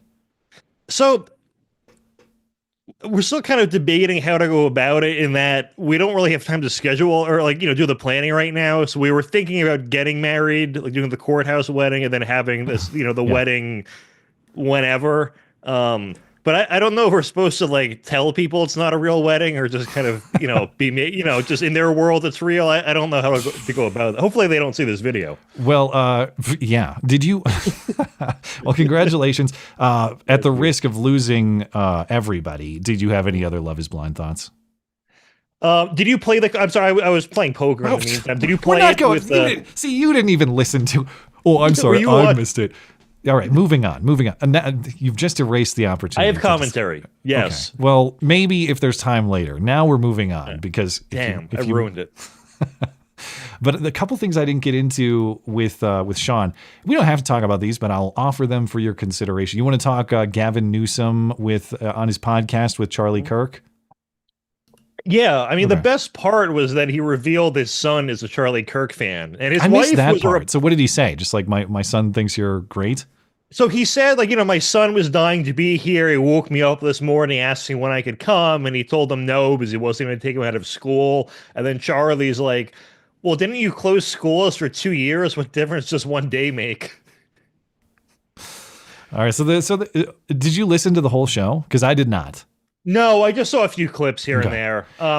He is very effective in that he's a chameleon.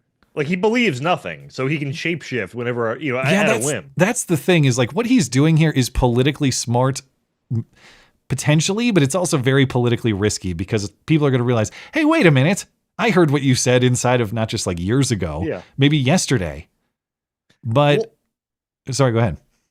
So, I wasn't trying to interrupt, but when you change on an issue, once it's polling at 20%, you don't really get credit at that point. Like, it's not genuine. And the thing about the trans issue that's weird is there's no way anyone actually believes it. It's like it's almost like a show belief where like liberals, I feel like are always walking on eggshells. Like we kind of feel like we are with political correctness, but their brethren are so much worse. Like they're the worst of the worst. So they're always hedging their speech. If a white guy is complaining about something, he has to have 5 paragraphs before it about, well, as a white guy with these benefits, I realize, however, this sucks. And those are just who they're around. So I feel like a lot of them are just kind of pretending, and I don't know. That makes it worse. I'm going to get to something in San Francisco momentarily that shows you at least the diehards are not pretending. But to your point, they're probably the 20%, not the movable 30, 40, whatever. Yeah. But okay, so a week or two back on the stream, I talked about it. Gavin Newsom, of course, sitting California governor, which I have a lot of questions about. Use of time and who's funding this and all this about this podcast production. But Gavin Newsom announced this new podcast. Apparently he's had one for a while, but I guess this one's new. And he said, hey, I'm going to bring on opposing voices to challenge me. And this pretty clearly is actually a presidential campaign move. That doesn't mean that it's wrong or bad. It just means I think his aim here is political advancement. It's not finding the truth. But it can be interesting, and it seems like this first episode with Charlie Kirk was, and it really caught fire this week, both for the content of the conversation and the reaction, because Gavin conceded the point that maybe men shouldn't compete against women in sports, and now the gay lobby in California is outraged. But here was the moment. You right now should come out and be like, you know what? The young man who's about to win the state championship in the long jump in female sports, that shouldn't happen. You as the governor should step out and say no. Would you do something like that? Would you say no men in female sports? Well, I think it's an issue of fairness. I completely agree with you on that. So that's easy to call out, the unfairness of that. There's also a humility and a grace that these poor people are more likely to commit suicide, have anxiety and depression. And the way that people talk down to vulnerable communities is an issue that I have a hard time with. Both things I can hold in my hand. How can we address this issue with the kind of decency that I think, is inherent in you, but not always expressed? That's what the gay lobby in California also says. Both things I can hold in my hand. But California, the gay caucus, they're outraged. The chair of the organization said in response, quote, "We were certainly caught off guard and woke up incredibly sickened and disgusted about seeing somebody who's been an ally of our community use this language. Transgender kids are just like any other student, although a very, very small part of the population." You dispute that? All right. Not really. They're not at all, actually. Yes, they are, because they deserve a chance to benefit from what sports have to offer. That was the statement. I hate the suicide argument because it's just moral blackmail. And there was a study recently that it doesn't really make a difference in the suicide rate if you can transition, which makes sense, and that a lot of this is like a socialization kind of effect from social media.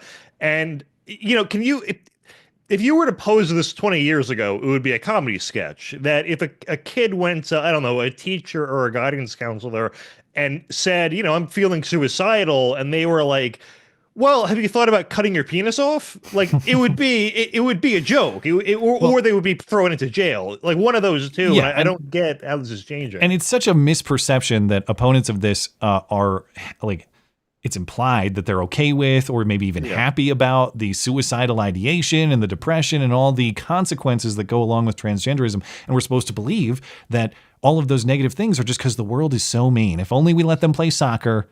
If only we let them beat up girls in basketball or something, they would be very happy and fulfilled.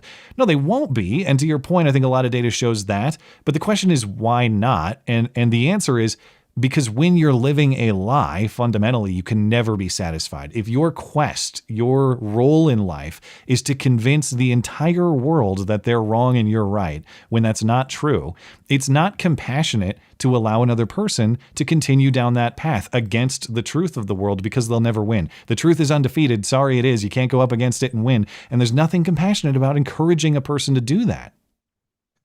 I don't know if there's data on this, but if they are correct in what they're saying, it should be the case that kids who play sports growing up have lower suicide rates overall, regardless if they're transgender or not. And it seems like a ridiculous thing to say, unless it's like maybe it's because kids who play sports are more social in general and less likely to be depressed then. But I don't know. It just kind of seems like a ridiculous thing to be true. And again, there's no evidence whatsoever saying letting a guy who thinks he's a girl play basketball will make him not kill himself. Do you think that independent of the truth here about transgenderism, the political play for Gavin is have on opposing voices, maybe dunk on them a little bit to show how awesome you are at defeating the best of the right, and potentially moderate your own positions as well, as he appears to be doing here. But does anybody buy that? Now, I do think he is the Democrats' strongest candidate for president in 2028 in this moment, because even though he's full of crap on everything, he is slick, he is well-spoken. I think he has an edge in that. He's definitely more interesting and compelling than Tim Walz, despite all his school shooter friends, and Kamala Harris, and Mayor Pete or Gretchen Whitmer. Gavin Newsom is better than all of them. But the question is, would the Democrat voter, the air quotes moderate Democrat voter that I guess still exists in, say, the Midwest, is that person going to be persuaded that Gavin Newsom is in fact a different guy now? And I think the answer is definitely not. Well, it's interesting in that I think the conservatives and the median voter are going to see it for what it is, but then the hyper progressives, if you get out of line even a little bit, they hate you. So they hate him. It's going to be weird because it's obviously going to be an act, and they're going to be outraged at it, even though it's not real. And the fact that he's their best candidate when his state has hemorrhaged as many people as it has, and I mean, listen, it's the tech capital of this country, if it was a country of its own, it would be one of the biggest economies, and yet when you adjust for the cost of living, it's one of the poorest states, not the richest like you'd expect, considering all the Silicon Valley wealth and all of that. So no, it's a horribly managed state. It has some of the highest taxes and yet worst return on investment for those services. The people who run all the cities are incompetent. They can't even put out fires correctly. Well, did you see the Hunter Biden news? Yes, I'm shocked. Maybe you should give him some tips on how to sell books. By the way, link to Matt Palumbo's George Soros book in the description if you want to pick it up. Thank you for the plug. Yeah, but yeah, shockingly, now that the Biden presidency is no more, the market for Hunter Biden paintings and his book just crashed. Just the bottom has fallen out. Hunter Biden actually is pursuing a lawsuit against former Trump White House aide Garrett Ziegler. This is about supposedly illegal access to the laptop. That's what the lawsuit was about. Now Hunter is requesting that the judge drop the lawsuit because he's poor. He's low on resources. He can't pay his legal team anymore. And in his explanation for that state of poverty that he's now in, he says that he was, number one, he was hit hard by the Pacific Palisades fire in January. So thanks, Karen Bass. You took out Hunter Biden. But also a sudden inability to sell his paintings and his books. Hunter says in the 2 or 3 years before 2024, he sold a whopping 27 pieces of art. Now, maybe that doesn't sound like a lot, but he sold them for an average of $54,000 per. So that's quite the haul. But since January 2024, he has sold only one piece of art for a measly $36,000, which is still a pretty good pull. His new work just isn't any good. No one wants it, Well, they're not even interested in his book. Isn't that the one where he talks about sniffing Parmesan out of the carpet? Yes, yeah, it was great. It goes beyond just Hunter with this stuff, though. Like when Obama or Hillary gives all these speeches for $100,000, and I think Obama gave one to Goldman Sachs for something like $500,000 for 45 minutes to an hour. Are we really supposed to think that these guys at Goldman Sachs got $500,000 worth of wisdom in an hour from Obama? Well, given what college costs per year, you could go to an Ivy League school for that and a master's maybe. Well, no, it's just buying. You're just selling influence, and I don't have to tell anyone that's exactly what this was. And we know about all his dealings anyway. So. That's what it's admitting. And for someone who handles this kind of lawsuit, I don't understand. What does Hunter Biden gain by going into court and saying this? Because if you need to drop your lawsuit because you're not likely to win and you can't pay your legal team, just do that. Just say, hey, man, I'm not interested in this anymore. Why do you need an explanation about not being able to sell your stupid art and your stupid books? Because that admits implicitly everything that you're saying. What has changed? Are the paintings very bad now? Did he lose the talent? That's what for I it? was saying. Yeah. Yeah. Well, Maybe he just fell off. The only thing that has changed is that access to his dad no longer means anything. It just means you get to watch like Judge Judy with his dad at the nursing home now instead of have control of the country. But by saying this, you're admitting that. And why would you go into court and admit that other than just like you're a weird crackhead who does silly things? Well, that's what I was going to say, because he was on crack. He was on Parmesan. He did a bunch of crack and dropped off the laptop and forgot about it. So, yeah, well, good thing he got that decade-long pardon, so he can. He doesn't have much to worry about. He'll be poor, but he won't be imprisoned. Yeah, look at a public defender. Well, I mentioned that there are some who believe in the... you right now should come out... You know, I have to do that once a stream. I leave the clip engaged and then I switch scenes and it accidentally starts. Anyway, that's a tradition in the duct tape. I'm working on it. But I mentioned that there are indeed people who are so dedicated to the transgender nonsense to insane degrees. But of course, I got to go to places like San Francisco to find it. But it's always interesting when these two progressive commitments collide. And by that, I mean feminism and transgender ideology, because they clash in hilarious ways. You want both. Yes, women are an inherent victim class. They need protection, but also anyone can be a woman, including men with swinging dicks. And that's the problem at this spa is what's the plural of phallus? Phalli? There are swinging phalli around. Okay. And so it's especially difficult to maintain these contradictory premises, transgender ideology and feminism in the context of a spa, because even at your most well-behaved spa, you're going to have locker room situations. Incidental nudity is necessarily part of the business and the facility. So this spa in San Francisco is called Archimedes Banya. Now here's your problem. It's a Russian-style spa, whatever that means. What is a Russian-style spa? Do you know? You get thrown out a window on the top floor? I have no idea. This Russian-style spa is it's under investigation from the City Human Rights Commission after apparent efforts to restrict transgender access on select nights. So the idea at the spa was they were going to have a women's only night. And by that, they meant women, with female equipment. Yeah. And that means no men, not even men who say that they're women. And that prompted, of course, the trans activists to come after them, review bombed them, and prompted the city commission to start an investigation. So the solution for this very progressive Russian spa, it's not that they want to exclude anyone. That's the paradox. They want to be inclusive of everybody, but including women in a protected space necessarily means excluding men. So what can you do? You can't put these things together, but they're going to try. It's not no transgender people, and it's not women only. It's phallic and non-phallic female spaces. That's what they're going with. So some female spaces, some nights are female phallic inclusive, and the other night is female phallic exclusive, as in regular ladies night and then chicks with dicks night is how this is going to work. And they say the concerns of both communities are valid.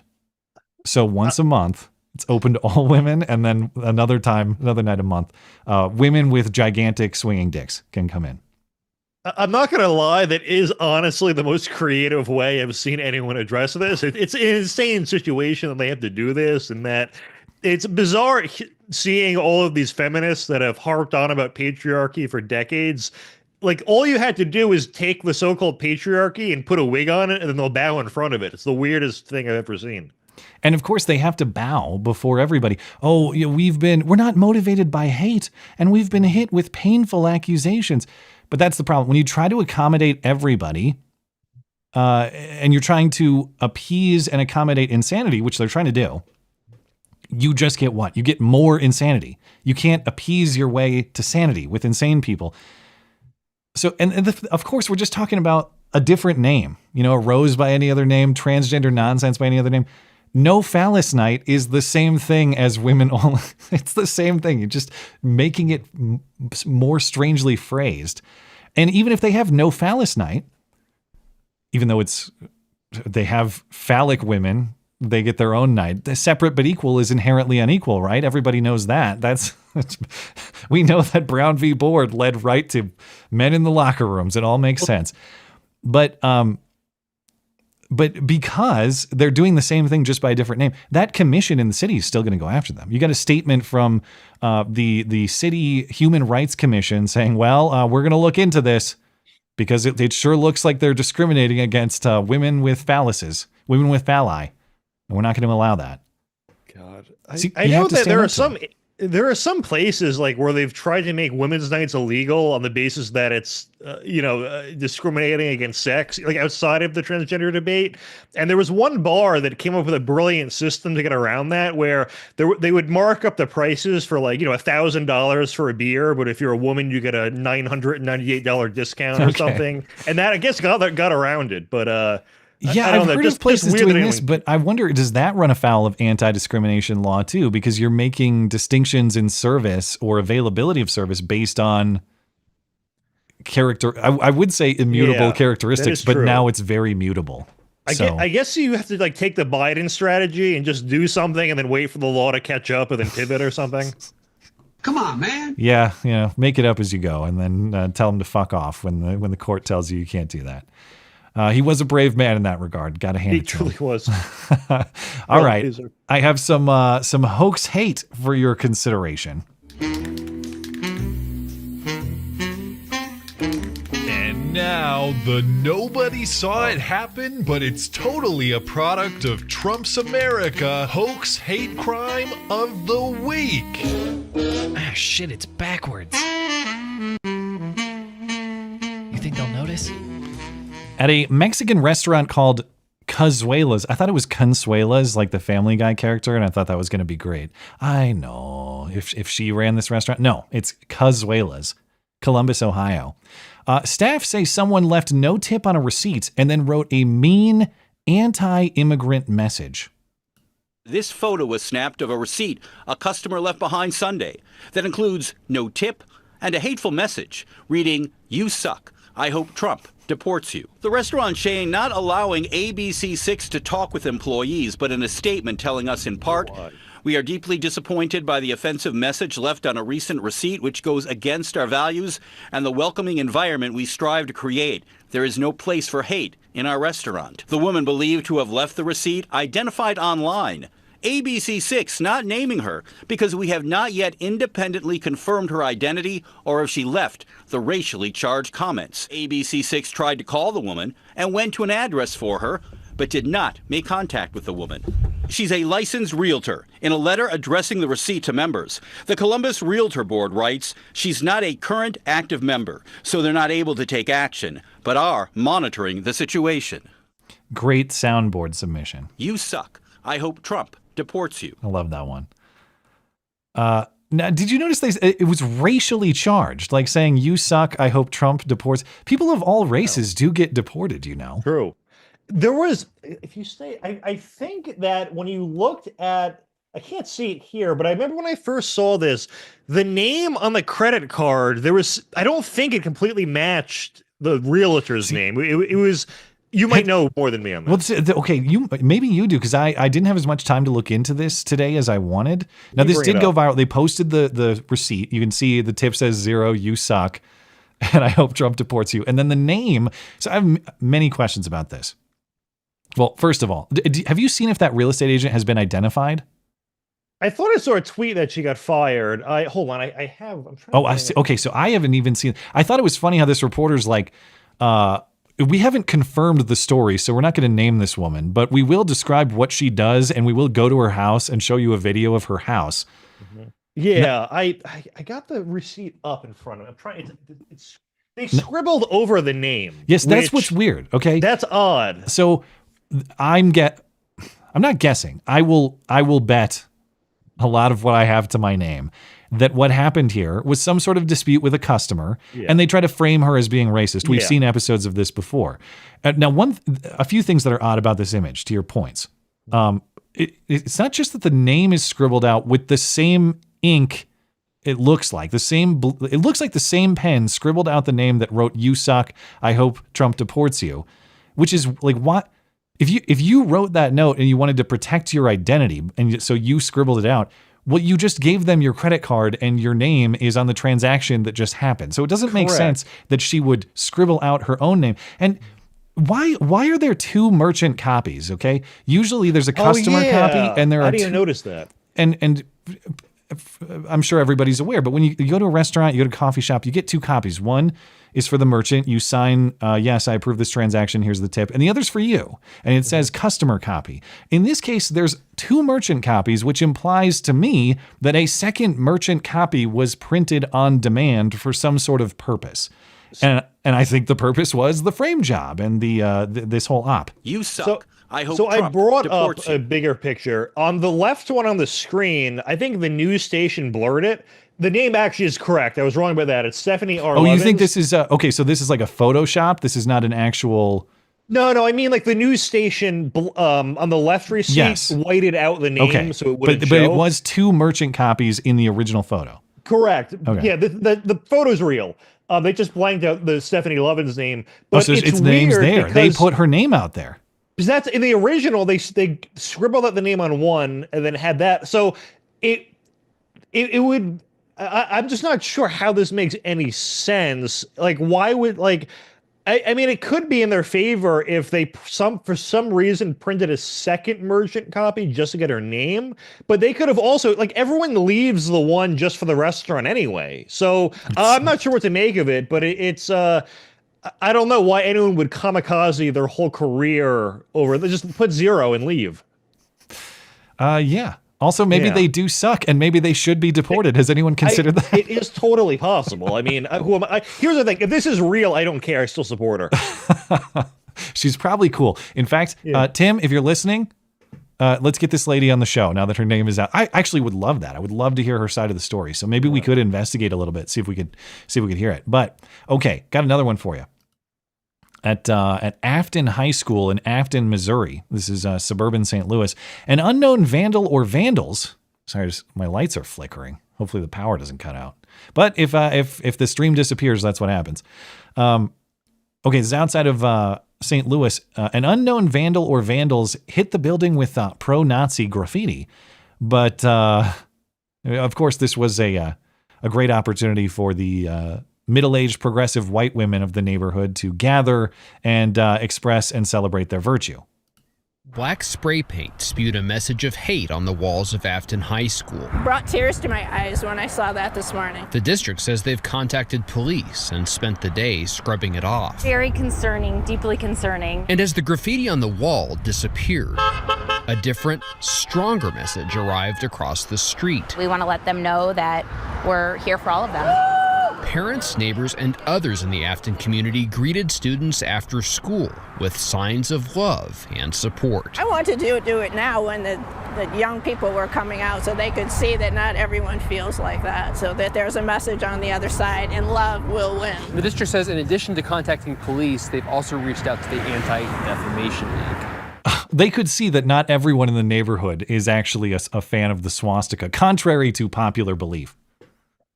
Here's the thing: if it is real, it's a bunch of 15-year-olds being edgy. Like there's no actual Nazis. There are no members of the National Socialist Party. Like if a bunch of Cambodians were standing on the side of the street saying like we're the Khmer Rouge, we'd be like, yeah, sure, okay, go LARP. Like you're probably not. And the liberals saying with the love signs, I guess this is an exception to what I'm going to say.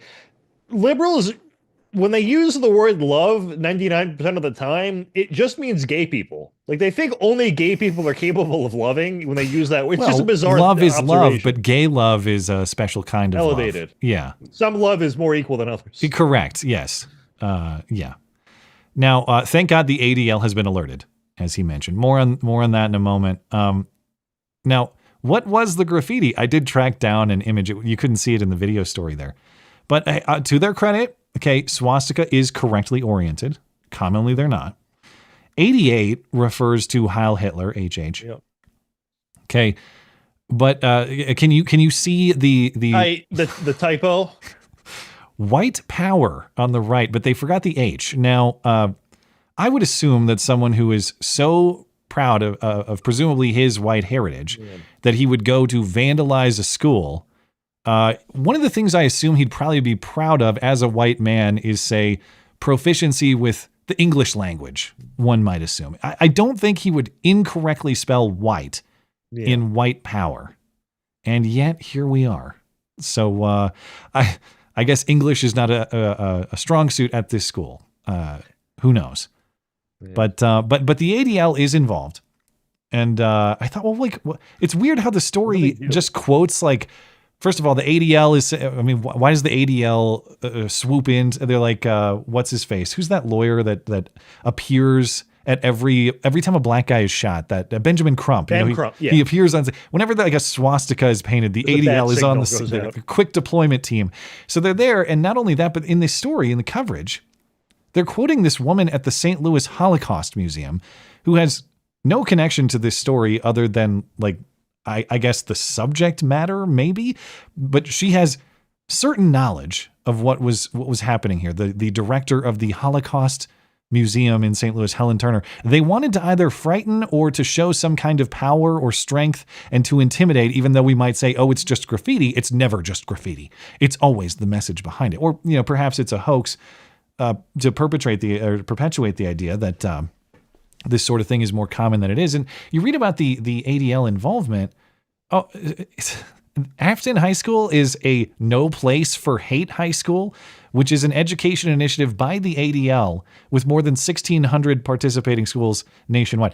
Oh, well, I imagine that that program needs a reason to exist.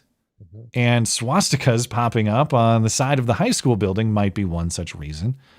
But I don't know. I went to public school. I don't know what your educational background is, but I've never heard of a no place for hate school. That's a new thing. I went to a hate school, so I guess I did too. Yeah, relic of a bygone era. It's a golden age.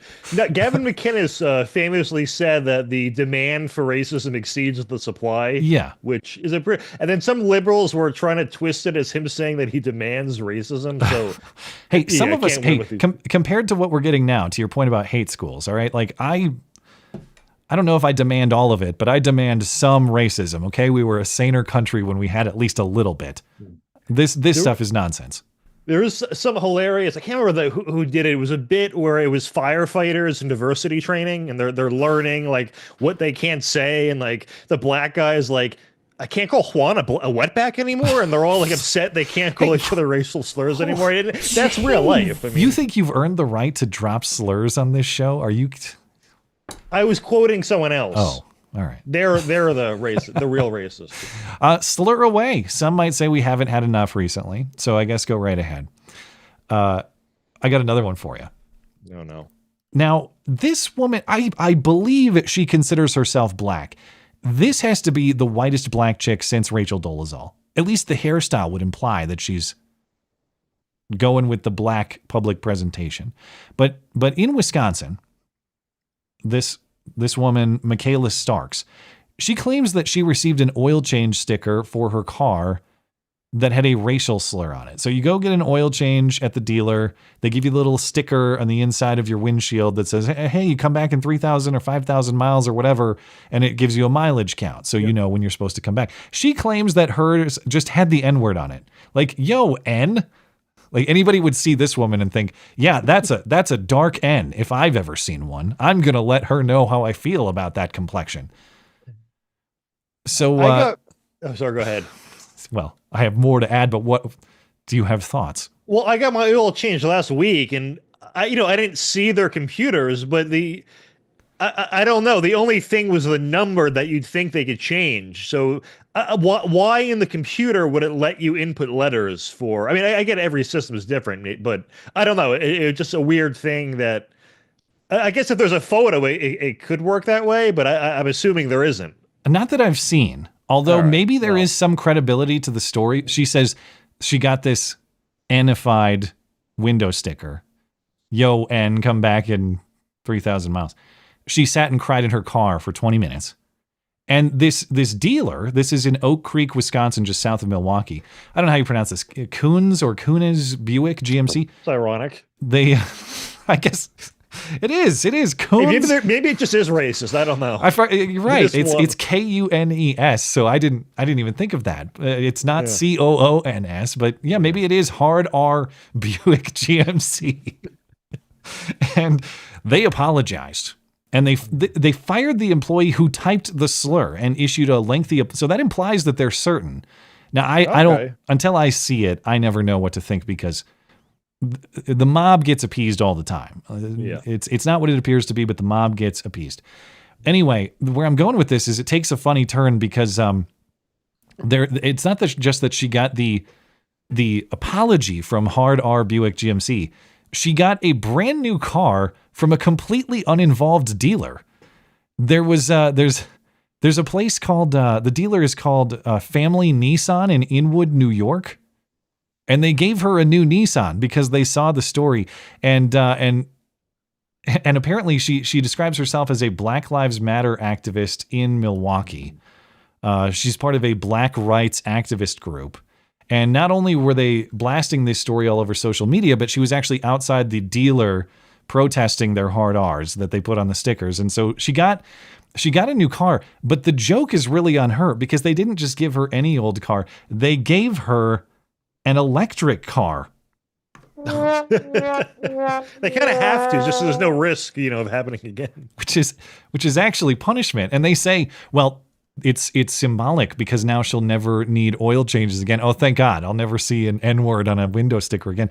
The truth of and this is a separate piece of this story. I don't know if you've shopped for cars recently. I've got a car that's going bad, so I'm kind of in the market, and I've been talking to salesmen and dealers. Under no circumstances am I going to buy an electric car, though some people might. But you walk onto a dealer and look at whatever they have in their electric fleet, they will practically pay you to take it away from them. You want 60 months, 0%? You want 72 months, 0%? Whatever it is, we won't charge you interest at all. Please get this off our property and get the hell out of here. That's all they did in this situation. Well, what costs us more? Like, what's a better analysis of the cost benefit here? Keeping this stupid Nissan Leaf on the lot that no one will buy, or just giving it away and claiming the virtue points and the free advertising that comes with giving this woman a crappy electric car? That is the absolute state of the electric car market right now. Thank you, Joe Biden, for all the investment. Well, most of the top automakers have stopped, or greatly stopped future projects or scaled back production because there's just no demand. And if you look at the stocks of like Rivian, or I think Nikola was the other one, but it was kind of a fraud company, they're getting completely destroyed. Like, no one wants this. And I don't know. It just seems like if you don't have a home charger, it's a complete pain in the ass. Like, if you take the opportunity cost of your time to spend 30 or 40 minutes, whatever it is, to charge a car, if you can afford one of those cars in the first place, let's just say you make at least $50 an hour. So are you going to spend I can't do math in my head. Let's just say $40 worth of your time when you could get gas for the same amount and wait 5 minutes? Like, it's just the trade-off there just doesn't make any sense to me. On the plus side here too, she's not going to make it to the next Black Lives Matter protest. She'll be broken down on the side of the road, or out of energy. And as I've talked to salesmen, that's a big problem in northern climates. Now, it gets cold in Wisconsin, of course, gets cold here. But the situation you're talking about, I'm not saying all, and I'm sure many of you out there maybe have positive electric car experiences. I'm not saying it's like impossible, although I have my doubts sometimes. But from what I've been told by even dealer personnel themselves, you end up in a situation with the electric car where, okay, I got an 80% charge and I'm going out on a nice winter's day and I don't have to get that far. So 80% should be just fine. You get there, you park the car, and you leave the car at 75%. You go and start the car later and the battery's now at 5%. And you're screwed, and it's a blizzard. You can't. It's the way the salesman described it to me. He said, "You remember the original Xbox 360?" And I was, yeah, of course, because he was into video games too. Remember how, did you ever play Xbox 360? Were you part of that generation? I played like Halo up to Halo 3, okay. I think, but not since I think 2008 or 2009. Did you ever get Red Ring of Death? Yeah. Oh, yeah. Everyone. Okay. It's a rite of passage. He said the electric car market right now is basically that it's like your original Xbox 360. When it works, it can be quite awesome. He was saying, the company sent me down to test drive an electric car on this track in Phoenix, and it was actually awesome. It was fast and it worked well. It was really cool. But that was in warm weather in Phoenix. I sell a car to somebody here in cold weather Montana, and all of a sudden he can't get across town because the battery's dead. And that's how he described it to me. He said it's like the red ring of death, where your console is awesome when it works, but when it doesn't work, it sucks really, really bad. And this guy told me I won't even sell them to anybody. He refused to personally sell them to people. Good. Yeah, I had a friend who I was in his Tesla and we were driving home, and we when you pick a charging station because we're low battery, it knows if you can make it or not. And if you can't, or I think just in general, if you're low battery, it throttles your maximum speed. So you won't lose the battery won't go to zero. So we were going 40 on the highway, and it was like 70 or 80. And it was first of all, it was humiliating for violating the minimum speed. We got there with 1% charge. And here's the thing too, if all the chargers were taken, I don't know if we would have been we would have had to park near them. I don't know if we would have been able to turn the car on and then park it there. That's the solution. Now in Montana, I'm thinking, dude, I'm not getting stuck on some mountain road where I have no access to power this car. It's difficult enough to get gasoline when I run out of gas. Okay. I'm not going to be stuck without power, but maybe you've solved it. Maybe the answer is, instead of a gas can in your car, you carry a 20-mile extension cord. And you walk and plug it in at the nearest house and hope they don't catch you. That actually would be the best idea, but I think you can buy a portable battery. I just think they're prohibitively expensive and heavy and all that. I would be interested in the physics and properties of that, because how the batteries in these cars are so gigantic and heavy already. This is not taking the little pack that charges your phone. This has got to be a massive thing itself to provide that sort of power. Well, yeah, I mean, I could be wrong about this, but I think it would be A, a partial charge, but B, they would be heavy regardless, to the point where it's going to weigh down the car, so your range isn't as good as it otherwise would be. So it could be self-defeating to some extent, but I'm not an expert on this. Well, one last piece of information for your consideration, and have you followed the story of Sam Nordquist? No. This transgender woman, and by that I mean woman who presented herself as a man. Yeah. I've been following this story for the last few weeks because it was sort of a hoax hate adjacent. But Sam Nordquist is this transgender woman from Minnesota, and she went to Western New York back in September to meet a fellow troon or troons who, well, we now kind of know what happened to her, but she never returned home as planned. She was supposed to return home to Minnesota in October, and she didn't. Her family reported her as missing. Investigation revealed they found her body in a garbage bag or rolled up in a tarp or something like that in a field in Western New York. And it had been revealed, it already has been revealed, that she was tortured to death, including by part of the torture was apparent penetration by broomstick and table leg. That's disgusting. Among other things. And 7 people have been charged with various kidnapping and murder charges. And the reason it's sort of hoax hate adjacent is because all the activists, as soon as the news broke, oh, transgender person murdered, oh, it must have been anti-trans hate. Where's the hate crime charge? There were no hate crime charges because investigators looked at who is responsible and who's been charged and who's arrested. They are, if not entirely, there are a lot of fellow alphabet people in those arrested. And then one of them is actually her roommate. So it's like a personal thing. So what this looks like is some sort of degenerate sex party gone horribly wrong over a long period of time, because this torture extended. They're talking about starvation and physical torture, but this was not like everybody took too many drugs one night and somebody OD'd kind of thing. Whatever was going on here was some sort of degenerate sexual act over a sustained period of time, like a month. And why I bring it back up is because investigators revealed more information this week. Now it's that there were 2 children who were forced to participate in the sexual abuse and eventual killing of this person. And these children are ages 7 and 12. The charges now include child endangerment. The children are unidentified and won't be identified because they're children. So we don't know what exactly the relationship to the perpetrators is. But one of the suspects, named Precious Arzuagua, Precious Arzuagua, has been charged with forcing these two kids to take part in the abuse. Now, what were they forced to do? How did they take part? Undisclosed at this point. Presumably, Precious is the one with some sort of relationship to these kids because she's the only one who's charged for things related to these children. But as is often the case, this Sam Nordquist case here, what starts out as or what is presumed to be anti-transgender violence, like hateful anti-transgender violence, is actually a direct consequence of transgender sexual degeneracy gone horribly wrong. Now, I've never heard of one quite this severe. Like, this person was captured in some sort of hotel room for like a month and tortured to death in these bizarre sex acts. But yeah, when you engage in this sort of behavior, life has a way of getting you, it seems. It's not a bunch of people who hate trannies who are just committing murder because they hate trannies. It's because transgenderism is often associated with a lot of bizarre, degenerate behavior, and that's what apparently happened here.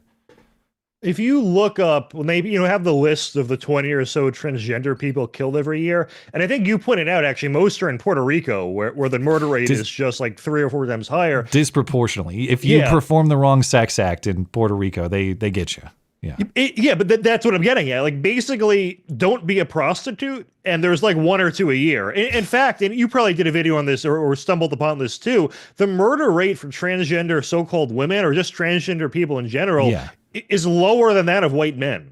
So it's lower. Yeah, I didn't know that piece. I knew it was lower than the general population, but that. I think you're probably right. It's the general population. It probably is lower than white men too. I haven't done a demographic breakdown in that way. The problem is like the numbers are so low that transgender anything, it's like it's almost statistically insignificant. It's like, so it's hard to know with confidence like what group demographically has what rates. But yeah, that report every year is like, it's an annual tradition for me. Cause like how do you say Tortuguita? Tortuguita was that guy who shot at cops as part of the Atlanta Fight the Cops Antifa effort, where they were building like a police training center in the forest and they all camped out, and he shot at them. And then they shot him in his female nutsack. Like it was a hail of bullets. He got one straight through the female balls. And he was honored as a transgender person supposedly killed in a hate act by the Human Rights Campaign. Of course. So that's how it always is. I can do no wrong. All right. Well, that's all I got for material. I'll catch up with my chatters. You're welcome to stick around for Super Chat stick around if you like. And we'll call it a night. So let me see. Rumble looks like we're good. So unless maybe Rumble was being weird. So if it did cut off, if I missed any on Rumble, my apology. But as always, if I miss a chat, you can email me and I'll get you settled for that if I miss your chat. So thank you guys over on Rumble. Let's see. Oh yeah, I have to refresh over here. And over on Odyssey, let's see. One on Odyssey from Blankets. He says, Matt, what would you think if JD was the 2028 pick? I mean, the memes are going to be great, apparently. Although I don't get this, to answer the question sincerely, I think JD's great. I'm not going to be mad I think he's your presumptive 2028 Republican nominee, and I wouldn't be mad at that. In fact, I think JD versus Gavin would be some of the best debates we've seen in a long time. I think that would be highly entertaining. And I think he's doing a great job as vice president. I think I agree with most, if not all, of his policy stances. So great job. But this JD Vance face swap meme, I don't get it. I mean, I get it. Like, haha, that's not his body. But beyond that, I don't need to see 50 examples of JD Vance's face on someone else's body. I think it's 50,000 at this point. Yeah, my whole feed is just, I don't get it, but some of them are funny regardless, I guess.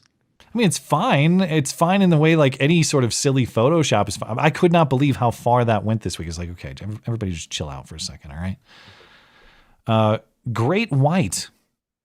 I am a proud... Actually, he kind of got this. It's hard for me to even describe. Somehow he put a character in the chat. The shark?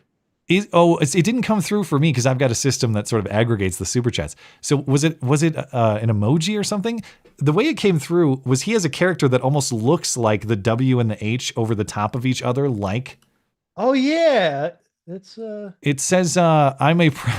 He's trying to write I'm a proud white supremacist in this way, but whatever character you picked, Great White. First of all, your name implies that's true, but it looks like.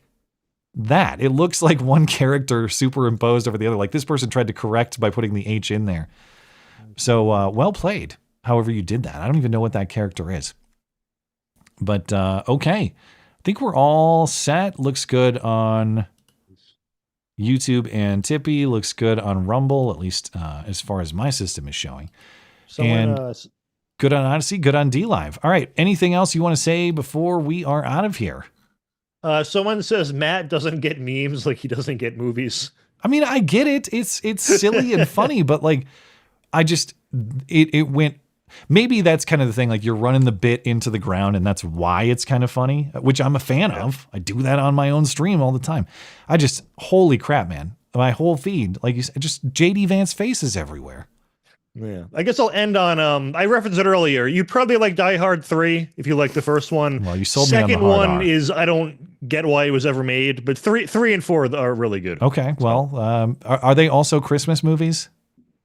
Unfortunately not, no. Oh, okay. Well, I'll consider it. Thanks for tuning in tonight. Thanks to our live chatters and super chatters for making the live show a success. If you're listening on demand later, thank you kindly as well for supporting the show. Thanks to Sean Fitzgerald, Actual Justice Warrior. Find his channel linked in the description. Thanks, of course, to Matt Palumbo sitting in tonight. His links also in the description. Thanks to producer Tim for his assistance despite the cyclone down under. We hope to have him back soon. Thanks to Knuckle Hunky Buck for super chat help. If you'd like more to listen to, check out the podcast page of my website, mattchristiansenmedia.com/podcasts. You'll find not just the video show, but the audio show. If you prefer audio podcast listening, anything else show related, mattchristiansenmedia.com is where you find it. Although I can't offer any JD Vance memes. There are none up there, so you might be disappointed. mattis.gay if you prefer brevity. I'm back on Sunday and Wednesday nights, of course. Have a great night and a great week. Good night.